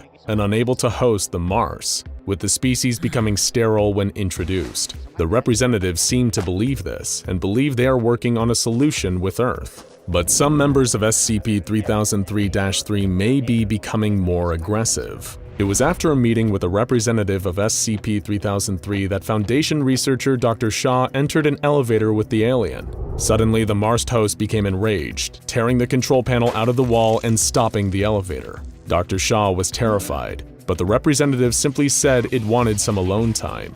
The SCP-3003-3 representative started speaking, but it didn't seem to speak like the other members. It was intense and intimidating, and most worrying, it referred to taking over a two-legged species over 500 years ago. It wasn't the human speaking, but neither was it the Mars. No, this was the single-cell organism that had puppeteered both them and the Mars. Unlike the humans of SCP-3003, it wasn't fooled by the Foundation's subterfuge. It knew they were resisting, and it didn't believe the story about the planet being inhospitable to the Mars. It wanted the Earth to surrender and join the hive mind, and it argued Earth would be better for it. No more war, no more conflict, no more hate, no more poverty. All it would take was the complete surrender of everyone on Earth's free will, and it made clear that it would win. It would be the last thing, the only thing left in the universe, and everyone would join it one way or another. It was clear that the threat of SCP-3003 was more pressing than thought, which posed a question: how do you contain an entire planet? The decision to classify SCP-3003 as Keter wasn't hard, but none of the Foundation's other tactics they'd used in the past would apply here. Investigation into the capabilities of the planet made clear that if a war was to break out between the two planets, it would end swiftly and decisively in favor of SCP-3003. If the SCP-3003-2 living inside the bloodstream of the planet's humans were aware of the Foundation's deceptions, they did not seem to be letting the humans of their planet in on this, so the deception would hold for now. But SCP-3003 was moving fast as well, and soon it might be too late to contain it. Two projects in particular concern the Foundation. One is a genetic tampering experiment to make SCP-3003-3 more hospitable to their purpose. It would add artificial genes to their human hosts, making them consume less resources, becoming immune to common pathogens, and making them able to host 10 times as many Mars inside their bodies. These genes would turn the infected humans into their own new species. They are working on traveling to and terraforming planets in other star systems, which would make them capable of spreading virtually anywhere, and at that point, impossible to contain. But the Foundation has some last-ditch plans in motion to stop this. In addition to continuing their disinformation campaign and the ongoing research into samples of the Mars and the single-cell being that mutates them, the Foundation is preparing for the worst-case scenario too. They are spreading disinformation among scientists to ensure no additional contact is made with elements outside the SCP Foundation, and the O5 Council has authorized studies into how to eliminate this threat permanently. But the Foundation will only have one chance to do so, and any attempt will need to involve the elimination of their wormhole device to keep them from escaping, because even one specimen escaping could mean infestation of another world, and eventually, the threat would begin anew. But for now, the Foundation has not deemed any plans for an attack to neutralize SCP-3003 either practical or likely to succeed, which means the Foundation is left focusing on maintaining stable relations with SCP-3003-3. They continue to try and convince them that the Earth is moving towards peaceful integration, and let's hope they succeed in this task for as long as they can, because for now, this is the only thing we have standing between us and the end of history. If you've ever taken a vacation to one of the many islands of Greece, then you'll know why the likes of Crete, Lesbos, and Corfu are famous for their beautiful beaches. But there is one beach in particular, tucked away in a corner of an unknown island, that you might think twice about visiting. Why? Well, the same reasons that this place happens to be a site of great interest for the SCP Foundation also tend to drive tourists away. Today we're talking about SCP-2217, the strange anomalous happenings that have taken place there, and how it links to none other than one of the Foundation's most infamous groups of interest. At first glance, SCP-2217 is an ordinary, uninteresting beach, just another pretty, picturesque view on a Greek island. It looks like the kind of place that would be perfect for a romantic walk at sunset, but we wouldn't recommend it. Although you wouldn't know just from looking at it, the sand that this beach is composed of has some pretty peculiar properties. It contains the ordinary non-anomalous things you'd find in sand anywhere else in the world, normal levels of silicates and calcium compounds. But the beach also possesses a high concentration of cationic metallic particles. These tiny, almost microscopic metal fragments somehow hold an electrical charge despite being grounded. So it's a beach with partially metal sand. Nothing too unusual there, right? Wrong. The metallic particles within the sand seem to have a profound effect on the natural environment around SCP-2217. For one, the metal content of the beach influences the weather, increasing the number of lightning strikes that hit the shore. The metals draw the static electricity in the atmosphere. This, along with other weather conditions and natural processes that take place at SCP-2217, also have a far more obvious anomalous effect. Lightning, rain, even fish washed up and decaying on the shoreline have all caused various artificial structures and devices to rise from the beach, which have all been designated by the Foundation as SCP-2217-1. Among the creations found on the beach in the wake of lightning strikes are a number of different forms of machinery. These have included simple clocks and other timepieces to complicated automatons. These machines have no notable anomalous properties as far as the SCP Foundation has found, apart from the way they came to be, and they are otherwise fully functional. Also discovered at SCP-2217 was jewelry, seeming to be made of discarded waste that washed up on the beach in the tide, resembling bears and other recurring motifs of a certain religion. These articles of jewelry have been made using everything from old light bulbs to hulls of ships and even fish and animal bones. Most notably, however, was the appearance of a city, or rather a model of a city that was created at the beach and was then referred to as SCP-2217-A1. There's a cliff located on SCP-2217, and if one is to swim through an underwater entrance, they will find themselves inside a grotto. There, somehow carved by tidal erosion of the rock, is a recreation of an ancient Greek city, although the geographical features of the model seem to resemble an area near Lake Baikal in southern Siberia. The city bears more of the same religious iconography to the jewelry that can often be found on the beach. But which religion? The same one that considers SCP-2217 to be a site of holy importance. The Church of the Broken God. Now, some important context to make note of. For any who are unaware, the Church of the Broken God is a religious organization that the SCP Foundation has had a number of encounters with over the years. Members of the church share in their belief that biological, flesh-based life is inherently wrong, an abomination, even evil. This religion worships mechanization, the process of making something or someone more mechanical in nature. According to the beliefs of the church, there were two gods, Yaldabaoth and Mekhane, who created humanity together. Yaldabaoth was a god of flesh and animal instinct, granting human bodies. Meanwhile, the god of machine and intellect, Mekhane, blessed man with the power of free thought. As humankind developed its civilizations by building machines, Yaldabaoth became enraged that they were ignoring the instincts she had bestowed upon them. She endeavored to destroy the creations of man in an attempt to revert them to the animals she had intended them to be. As the church's legend goes, Mekhane acted as humanity's savior and tried desperately to stop Yaldabaoth. The god of machine shattered himself, transforming his body into a number of pieces to form a cage for his fellow god. Fragments of Mekhane rained down on planet Earth. Now, the Church of the Broken God believes it is their duty to recover these missing parts and put their savior back together. Within the religion of the Church of the Broken God, there exists a splinter faction that broke away from the main church. This group, referred to as the Broken Church, are the ones that regard SCP-2217 so highly, considering it to be a holy site. According to a piece of scripture from their religion, the Broken Church believes the beach to be Mekhane's workshop.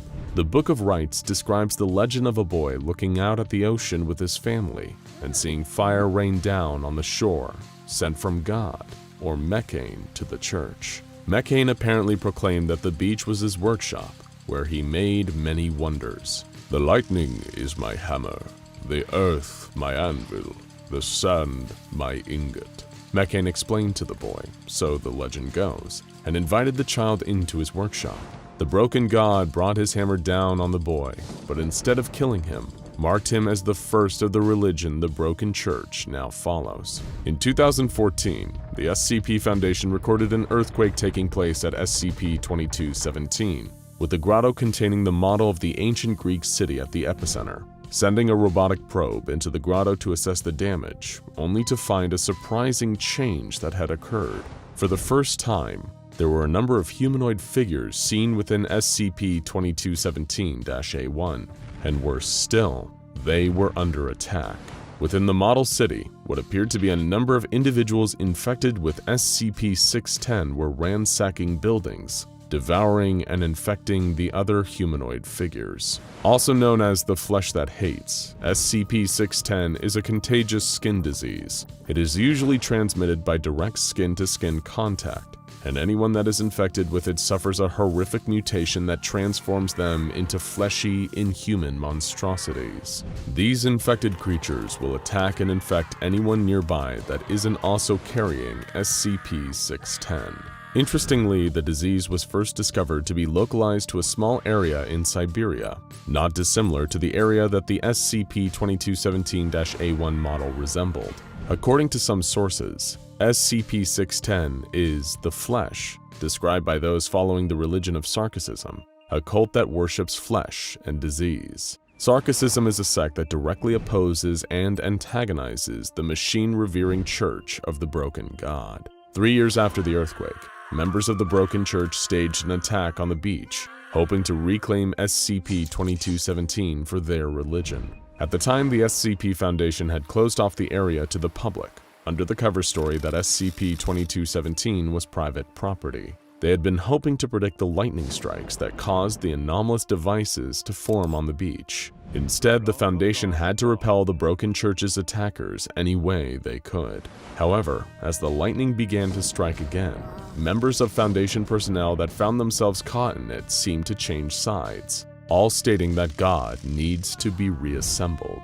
Only a year later in 2018, another group of broken church zealots stormed the beach and the Foundation outpost located there. This time, the church seemed to have gained further reinforcements, specifically members of other groups of interest. In particular, some belonging to the Church of Maxwellism and the Cogwork Orthodox Church, both of which were also splinter groups of the Church of the Broken God. The Cogwork Orthodox Church arose during the Industrial Revolution, believing that adding mechanical parts to their own bodies offered greater understanding of mechane and brought them closer to their God.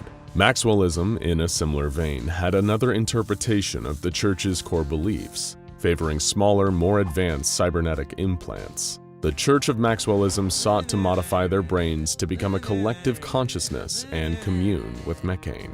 Despite a lot of pre-existing animosity between the three core splinter groups of the church, they were able to successfully capture SCP-2217. The three factions sent a video message to the Foundation proclaiming the importance of their mission. "O disassemblers who call themselves a Foundation, what are you a Foundation for? If you are a Foundation for life, then you will let us keep this land. For the flesh is coming, and only we can stop it. We need to bring our God back together immediately, or else you will all perish. And now it is time. If you are a Foundation for life, you will not let this happen. You will let us defeat the flesh." Several more messages were sent to the Foundation, demanding the release of various SCPs with connection to the Broken God. You see, there could potentially be hundreds of pieces needed to rebuild mechane so he can lead the church to glory and defeat Yaldabaoth. A number of these pieces happen to be cataloged SCPs, and the Foundation is either aware of or has in containment. These include SCP-882, or His Broken Heart, to the Church, SCP-271, His Broken Gift, SCP-813, His Broken Eyes, SCP-1139, His Broken Tongue, SCP-635, His Broken Mind, and finally, His Broken Blood, which refers to SCP-217. With the beach under the control of the Church of the Broken God, any Foundation personnel left alive on SCP-2217 defected and joined the Church. In order to retake the beach and re-establish containment, the Foundation was forced to do something that they only do in the most dire of circumstances: ask for help.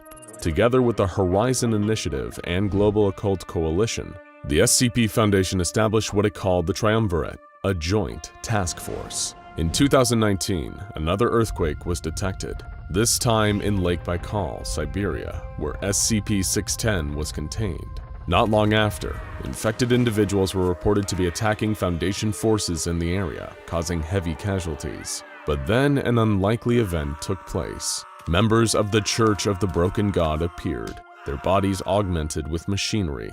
These zealots that had fought the Foundation for control of SCP-2217 were now coming to its aid to repel SCP-610. According to them, God, or rather mechane, had told them to come to assist the Foundation. Using a large-scale electrical discharge, instances of the SCP-610 contagion were eradicated, but this discharge seemed to have originated from the same island where SCP-2217 was found. Following this incident, Robert Brumero, the leader of the Broken Church, sent a video message to the leaders of the Triumvirate, including the O5 Council, the director of the Global Occult Coalition, and the Horizon Initiative's Tribunal. In his message, Brumero stated, "It's not too late, you know. This is our world as well. We both want the flesh to end, and we can help you. We can help each other. Come to the Anvil. We will talk, and we can save this world." The Church of the Broken God, its splinter groups uniting to take SCP-2217 for their religion, were now extending an olive branch to the Foundation and its allies, all in the name of protecting the world. Shortly after, the Foundation, Global Occult Coalition, and Horizon Initiative began working collaboratively with the Church of the Broken God to prepare for an XK-class scenario, retaking control of the SCP-2217 beach for now. The Foundation intends to revoke this current arrangement after the dangerous scenario has been averted, but perhaps Mechane's workshop will provide vital in reassembling the Broken God and saving humanity should Yaldabaoth ever return to exact her terrible revenge. Lightning strikes above the highest tower of the imposing medieval castle standing atop the hill in front of you. The surrounding landscape beneath the fortress is a dark forest, just perfect for hiding untold numbers of dangers. You're not exactly sure where you are or why you were brought here, but you never do. It doesn't matter though. You'll figure it all out in due time. You always do. The context of why you're brought to the places you need to be is never important. In fact, you don't pay it any mind at all. All that matters is that you help the people who need it the most. Save them from the terror that seems to creep around every corner. No matter where you wind up, it's always a struggle. These people seem bent on doing everything in ways that seem to always put them in the most danger. The world seems to revel in that danger, sometimes outsmarting you and coming up with new ways to hurt and terrify those who you try to help. But it doesn't matter. You're a hero. In fact, with how many new places and settings you seem to instantaneously crop up in, you seem to be the hero. That's always how you've been. You hop from one location to the next, the days bleeding into one another, never needing rest. You're not even sure who you are in a traditional sense. You don't know your name. Your appearance is vague and fuzzy. Your humanity itself is even debatable. But you don't care about any of that. Deep inside you, there's a drive to help others and save them from the cruelness and horrors of the situations they find themselves in. You can never pin it down, but nothing ever feels right. In the places you crop up, things just seem to work against these folks as much as they can. Cars don't start while knife-brandishing killers pursue them from the woods. Undead zombies always seem to know where others are hiding. Ghosts and monsters know the exact ways to terrify and scare their victims. Ordinary, kind people always seem to find themselves in the most unexplainable, unfortunate situations, caught up in tales of the supernatural, of the arcane, and of absolute terror. It's like the universe is working against them, putting them in these situations on purpose, almost for entertainment purposes. But you're smarter than that, and you have been for as long as you've been doing this, which is a very, very long time. Jumping from one location to the next, contending with paranormal activity and supernatural foes, saving would-be victims from their clutches. You understand that this is your purpose. You understand that you are a hero, and that's all you need to know. You've picked up quite the skill set and contextual savviness over the thousands of times you've done this. Don't go down that alleyway. Don't split up from a group. And don't leave the house are some of the most common platitudes you have to tell the people you meet on your journeys. They seem obvious enough, but most of the time, they don't listen. They go on vacation against your wishes, and then they find themselves in a haunted hotel room. They send their kids to a summer camp, only to find that it's been stalked by a brutalizing slasher. They move into a house with a history of being haunted, and are somehow surprised when the spirits don't take kindly to their new guests. To you, it all seems so obvious. You've seen it all before that it's predictable. But for others, they have a serious difficulty understanding that their lives are in imminent danger. For some reason, it's like they're predisposed to doing the exact opposite of what you tell them to do. But it's no matter. Whatever they wind up doing, you'll be there to stop the horrific paranormal threats that continuously endanger their lives. After all, you're the hero. And so you set off, moving towards the castle in the distance. You're not sure of what you're supposed to do yet, but you'll figure it out. After a half hour of trekking in the dark, misty woods, you come across a broken-down old school car stuck in a massive ditch. Inside is a young couple, dressed in older clothing. They seem to be elated at your arrival, thanking you before you've even done anything. You ask them what happened, and they explain that while driving, they got lost and somehow found themselves in this forest. The fog was so thick, the man explained that he lost control of the vehicle entirely and found himself in a ditch. You scratch your chin. Like most situations you've come across, you've seen it before. A young couple forced to take refuge in a dangerous location after their vehicle broke down. And if you were a betting man, you'd wager everything you'd own that the dangerous location in question is none other than that creepy castle on the hilltop. You assist the couple and try to help them push their car out of the ditch. You ask what their plan is, and of course they tell you that they're planning on seeing if they can spend the night in the castle. You shake your head, wanting to tell them that it's a bad idea. But if you come out of the gate with a warning, it's going to raise questions. No, your day saving has to be as natural as possible, at least when you can help it. With some effort, you manage to free the car from the ditch, setting it on the dirt road once more. The couple thanks you, but just as they're about to start the car again, a loud spark from underneath the hood makes a loud pop in the silent night air. Of course. The universe is doing everything it can to get this helpless couple into that castle. After some deliberation, you decide to hold off on telling them to stay away from the castle. No reasonable person is going to want to stay the night in an unfamiliar forest, and given the time period you found yourself in, it's not like you can call for help. Besides, if you stay out here any longer and delay going into the castle, who knows what else the universe will throw at you. Maybe you'll be attacked by wolves, or crushed under a conveniently falling tree. The castle might be their best option for short-term safety, but it's almost certainly packed with dangers of its own design. You tell the couple that you'll watch their car, and that you'll follow them shortly. Maybe you can fix it, or figure out what's wrong. In your travels, you've picked up some rudimentary automobile knowledge. Now it's time to put it to the test. After a cautious goodbye, you watch the two walk the steep hill to the imposing stone castle and knock on the large wooden doors with a timid push of the metal gargoyle door knocker. Now that they're gone, you can work your magic. You wait until you see the couple greeted by a woman with black hair and a red dress, who welcomes them into the foyer with a concerningly devilish laugh. They're all so gullible, you think to yourself, but it doesn't matter. You have a job to do. Throughout the night, you scope out the castle, sneaking around the outside, peering in windows and traversing hidden passageways. You're pretty sure you're unseen the whole time, even by the numerous guard dogs and strange giant bat creatures that patrol the premises. Funny how that works. When you want to be perceived, you have no difficulty being noticed, but when you want to be hidden, it's like no one can notice you.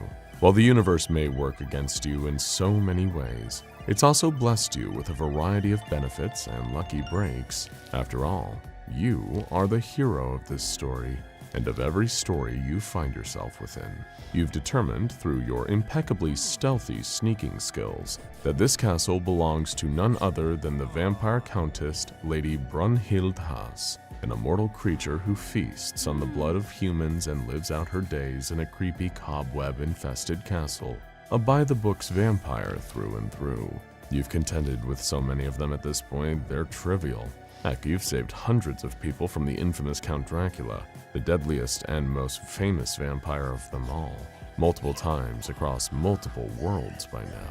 You know all the tricks. A stake through the heart, a silver bullet, sunlight, garlic, fire, holy water. Now that you think about it, vampires are pretty vulnerable creatures, and if it weren't for their deceptive nature, quick thinking, magical powers, and hyper-fast reflexes, it'd be hard for anyone to find them scary. Now understanding your target, it's time to play your part as the hero, vanquish this monster, and save that couple. Just as the Countess is planning to sneak into the guest bedroom where the couple is sleeping and sink her fangs into their necks, you leap from the shadows with the wooden stake you found inside the castle's catacombs and hit her in the head with as much force as possible. It's not enough, and the Countess lunges forward, screeching.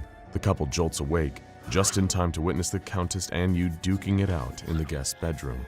Seeing a vulnerable spot, the Countess transforms into a bat and flies toward the girl to attack, but the Countess got greedy, because unfortunately for her, she couldn't predict that she was within throwing distance of the stake you picked up. You hurl it forward, precision striking the transformed Countess right in the wing. Injured, she changes back into her human form, giving you enough time to pull the stake from what was her wing and now her bloody arm, and drive it straight through her heart and seal her fate forever. It's not pretty, and now you're covered in vampire blood, but you got the job done. The couple is shocked, but they both saw it with their own eyes. The Countess was a vampire. She transformed into a bat, and they need to get out of there. You guide them through the castle, narrowly avoiding the locations of all the guarding creatures, and into a room containing the Countess's horse-drawn carriage. You set them off on their way just as the sun rises, and remind them to not forget the luggage in the back of their car that's still in the woods. You feel a sense of satisfaction, as you always do after your quests, but as soon as that feeling washes over you, you're whisked away to a different location, but this time, something is different. You blink, and you wind up in what appears to be a facility. You've been to some place similar before, but nothing like this. It's massive, filled with dozens upon dozens of people rushing from hallway to hallway. And in those hallways are doors. Oh, so many doors. You scratch your head, but the confusion disappears as you grab a young man in an orange jumpsuit by the shoulders and inform him that he's about to be terminated due to misconduct in a research environment. You're not even sure what that means, but the words come out of you like they're preordained. It felt like the right thing to say, and you're not exactly wrong.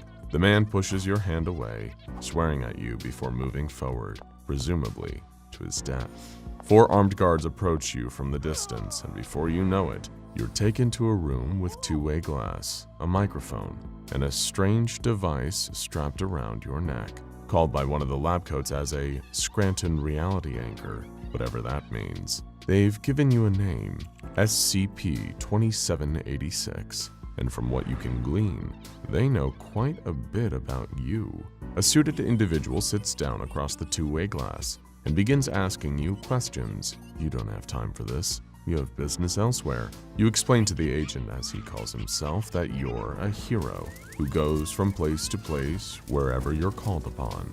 Those in distress, those suffering, you're their champion. The agent asks why they found you inside horror movies and books, and you're taken aback. Books?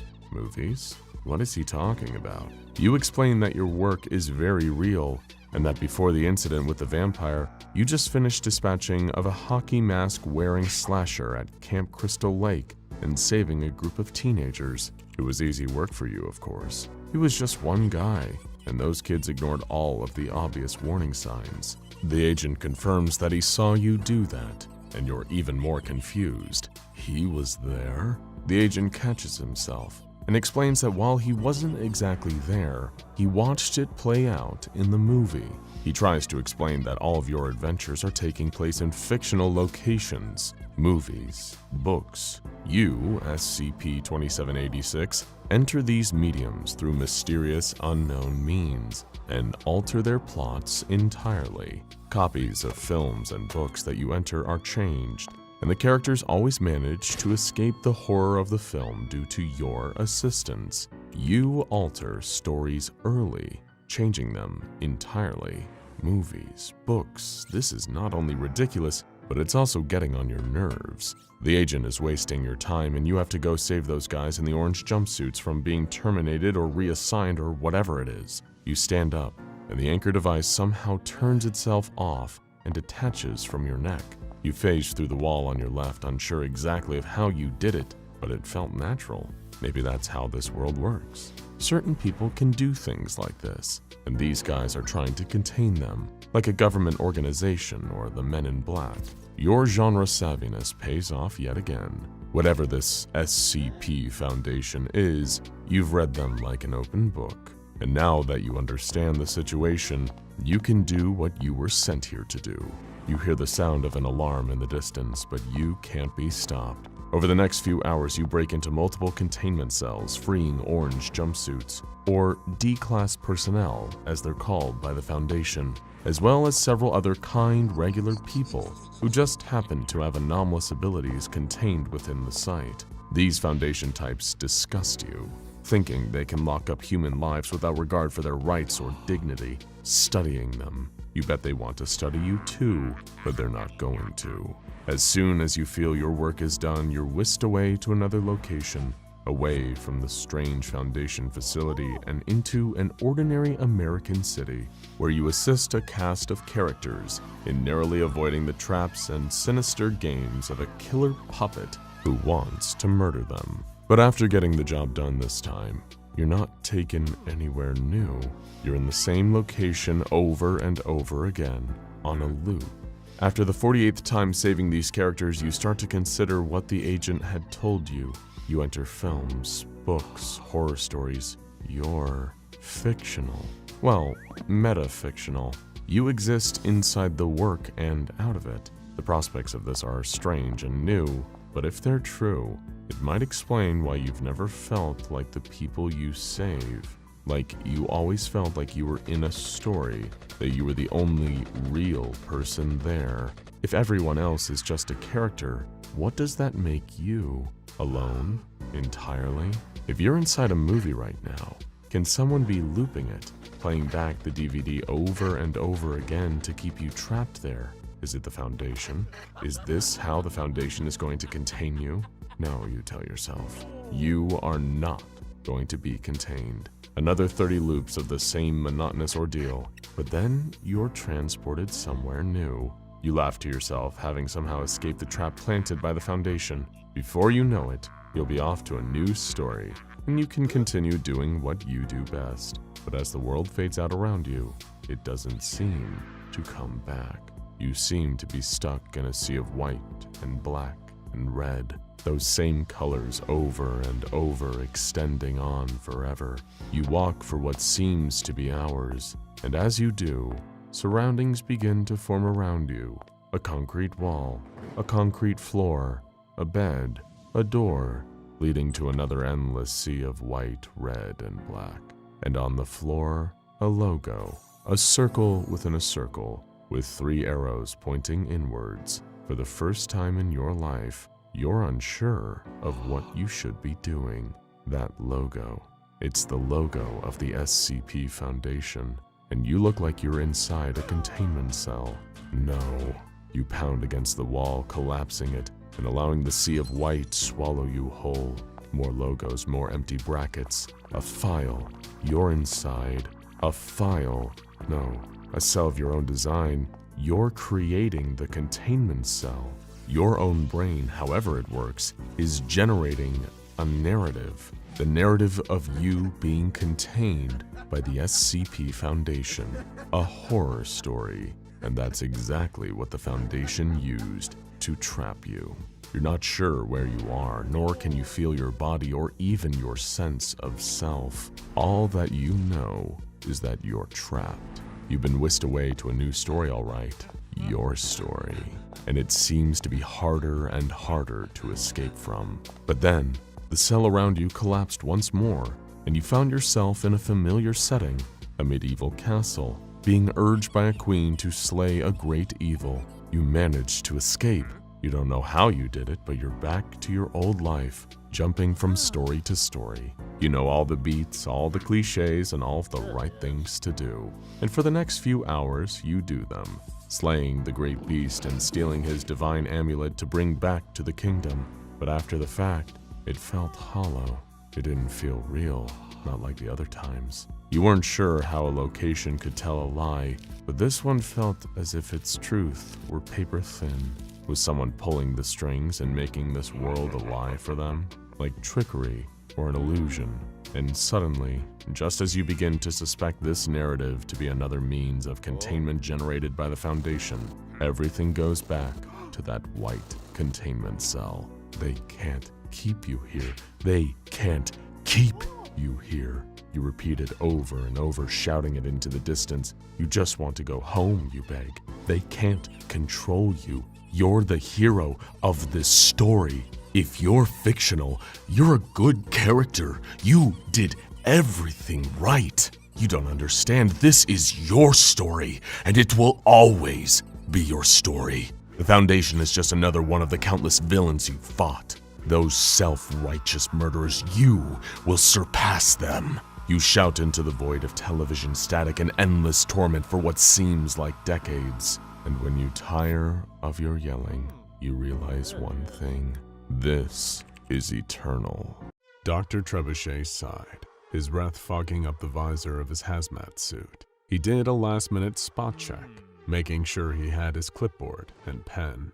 Then he reached for the shoebox, feeling its little occupant moving around as he lifted it up. The doctor turned as his newly appointed assistant, researcher Watchell, barreled into the room. The researcher was late. Trebuchet couldn't even imagine ever being tardy to his first assignment. But the Foundation were insistent on training up their new recruits as quickly as possible. Exposure to a mostly harmless anomaly would, in theory, help to normalize some of the stranger SCPs that the organization dealt with. Dr. Trebuchet held back a cheap shot about Watchell being so late, as the assistant researcher hurriedly clattered into his own hazmat suit.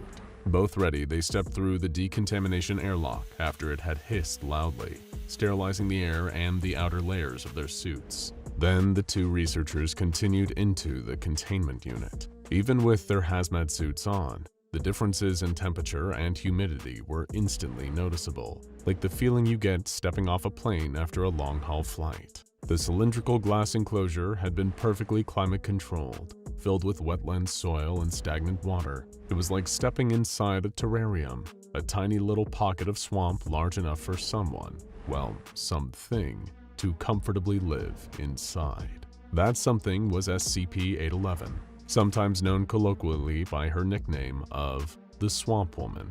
However, since bringing her into containment, SCP-811 had given herself a different name, which Dr. Trebuchet used when addressing the slimy creature. "Aye?" he greeted, causing SCP-811 to turn and face the Para-Foundation personnel. "Talkity what want?" she hissed. She had shown the capacity for communication, but possessed a limited vocabulary and struggled with the proper pronunciation of words. Dr. Trebuchet clarified he was there to ask SCP-811 questions, to which she quickly responded with a request for food.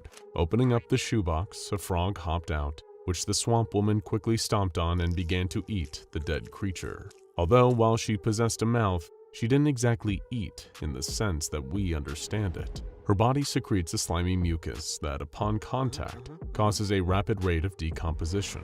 Much like a fly, SCP-811 will vomit onto things in order to break them down, so she can digest their nutrients through absorption. She uses this ability both to hunt and as a defensive countermeasure against attackers, spitting out the waste of her food that collects in her stomach. Grinning at her own efforts, SCP-811 finished her meal and indicated she was ready to continue with questioning. Dr. Trebuchet handed his clipboard to researcher Watchell so that he could conduct the interview as part of his on-the-job training. "What is the earliest thing you can remember?" Watchell asked, reading from the board. "Earliest thing?" SCP-811 echoed, conveying that she didn't fully understand. Watchell stammered, unsure how to rephrase. "Early things," Dr. Trebuchet interjected. "Things before." "Before box?" A seemed to be understanding, indicating her containment chamber. Before box," Trebuchet confirmed. Appearing thoughtful for a moment, SCP-811 asked, "Most before?" Dr. Trebuchet nodded vigorously, telling her yes. Even though the Foundation had mandated this interview, he genuinely wanted to know how she had become like this. Immediately, SCP-811 gave sweeping demonstrative gestures with her hands and described in very vague levels of detail a man who had been taller than A herself, at a time when she was also much, much smaller. "Was like man," she said, pointing at her own arm. What was like him? Dr. Trebuchet probed, trying to clarify what she meant. In response, A pinched her mottled green skin, its surface slick with mucus. "This, not like A, like man, like people," she insisted. Her skin. She meant her skin had used to look human. Upon hearing the word skin from the doctor, SCP-811 repeated it, prodding at her arm, and then smiled. She'd learned a new word. When questioned further by Dr. Trebuchet, while Watchell felt increasingly uneasy nearby, the Swamp Woman pointed to the inside of her elbow. She described what she had experienced after this tall man had approached her. "Pain stick here, cold," A said. "Needle, A." Dr. Trebuchet encouraged her to use the right word, certain she meant she had been injected with something. "They're called needles." "Needle here, SCP-811 tried to mimic the sounds of the word, before then going on to explain that she had experienced intense pain soon after. With her hands, she started miming that something had come out of her mouth. Red was very hungry. Ate man skin like this. Hearing her describe, even in loose, broken terminology, what had happened to her became too much for assistant researcher Watchell. As far as both he and Dr. Trebuchet understood what A was telling them, she had been injected with something while still a child, and then had eaten the person responsible. Watchell, who had children of his own, couldn't help but imagine the same horrible act happening to his own kids, and the thought of it made him vomit in his hazmat suit. Given her own chosen method of attacking and dissolving prey, SCP-811 couldn't help that she interpreted seeing Watchell throwing up as an act of hostility. It alarmed the Swamp Woman, causing her to hurriedly retreat to a nearby pool of stagnant water within her containment chamber, refusing to reemerge until Watchell and Dr. Trebuchet had left. Angered by the assistant researcher's lack of professionalism and how it had interrupted the most coherent explanation of SCP-811's past, Dr. Trebuchet filed a dissatisfied note with the SCP Foundation. It read as follows. While I understand the appeal of training the new blood on something relatively harmless and as green as they are, could you please throw them at some other humanoid for a while, trying to actually get things done here? Had Watchell been able to stomach what he had heard SCP-811 saying, and probably through more extensive interviews with the creature, Trebuchet could have learned the full extent of how the Swamp Woman had come to be. She had been able to give the broad strokes of it, of course, but her descriptive ability was limited. The story had definitely fit with what the Foundation already assumed to be the case, that at some point, A had been human, but what they hadn't been aware of was the actions of this unknown individual, a nameless man, or what he had injected the young girl with in order to trigger her transformation. At any rate, the only explanation the Foundation had was the word of SCP-811 herself. It was vague at best. At worst, it might not even have been recalled with any degree of accuracy. She could have been lying, if she had the capacity to lie, and the specifics of who she was before, why someone had injected her, and what with were all still a complete mystery to the Foundation, and not just to them either. Given her partial comprehension, SCP-811 had long been suspected to have grown up as a feral child, a youngster abandoned when they were only a few years of age, rather than as an infant. It certainly seemed to explain her limited understanding of human language. The fact that she could communicate at all implied that she had at some point lived among other humans, but hadn't fully developed before her transformation. But even if she had been able to communicate at an adult level, SCP-811 still wouldn't have given the full story to Dr. Trebuchet, not because she was keeping things from him, but because she simply couldn't. The trauma of growing up alone in the swamp, being turned into a monster, and everything else that had come before were all too much for her. She had at some point suffered a mental break, her mind shutting off the full details of her past as a defense mechanism.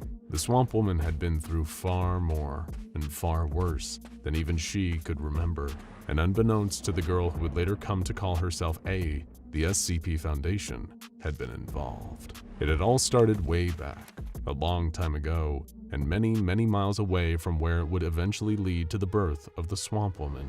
Specifically, it began in Siberia. The SCP Foundation had learned of an infectious skin disease that had been discovered there by the GRU Division P, the Russian government's own anomaly containment organization. They had encountered a virus that was highly contagious and that would spread on direct contact with organic matter, but that was far from the extent of it. This infection would begin to transform its host, turning them into a horrific fleshy mutation that would attack any non-infected life form in an aggressive attempt to spread the virus further. The Foundation called it SCP-610, although the GRU-P troops had a different name for it. Roughly translated, they called it the Flesh That Hates. Now it was only through a combined effort between the SCP Foundation and their Russian counterparts in GRU Division P that this disease was contained to a single isolated area within Siberia where it had first been discovered. The Russian government at the time had agreed to keep the area under their watchful eye, and that anyone who became infected by SCP-610 would be killed immediately. Of course, nobody had accounted for the one who would get away. A Russian operative, a researcher within GRU-P, had become obsessed with SCP-610 since its discovery. The virus itself was horrific, producing abominable nightmares, but it could transform human physiology in mere moments, producing fleshy creatures that were almost unrecognizable as people. This scientist began to wonder if this transformative property of the virus could somehow be controlled, programmed even, then it may well hold the key to some of the greatest breakthroughs in medical science. He envisioned using it to grow replacement limbs out of tissue cells, or to trigger the reconstructive regeneration of bodily damage. The scientist just needed to figure out how to prevent SCP-610 from fully transforming someone.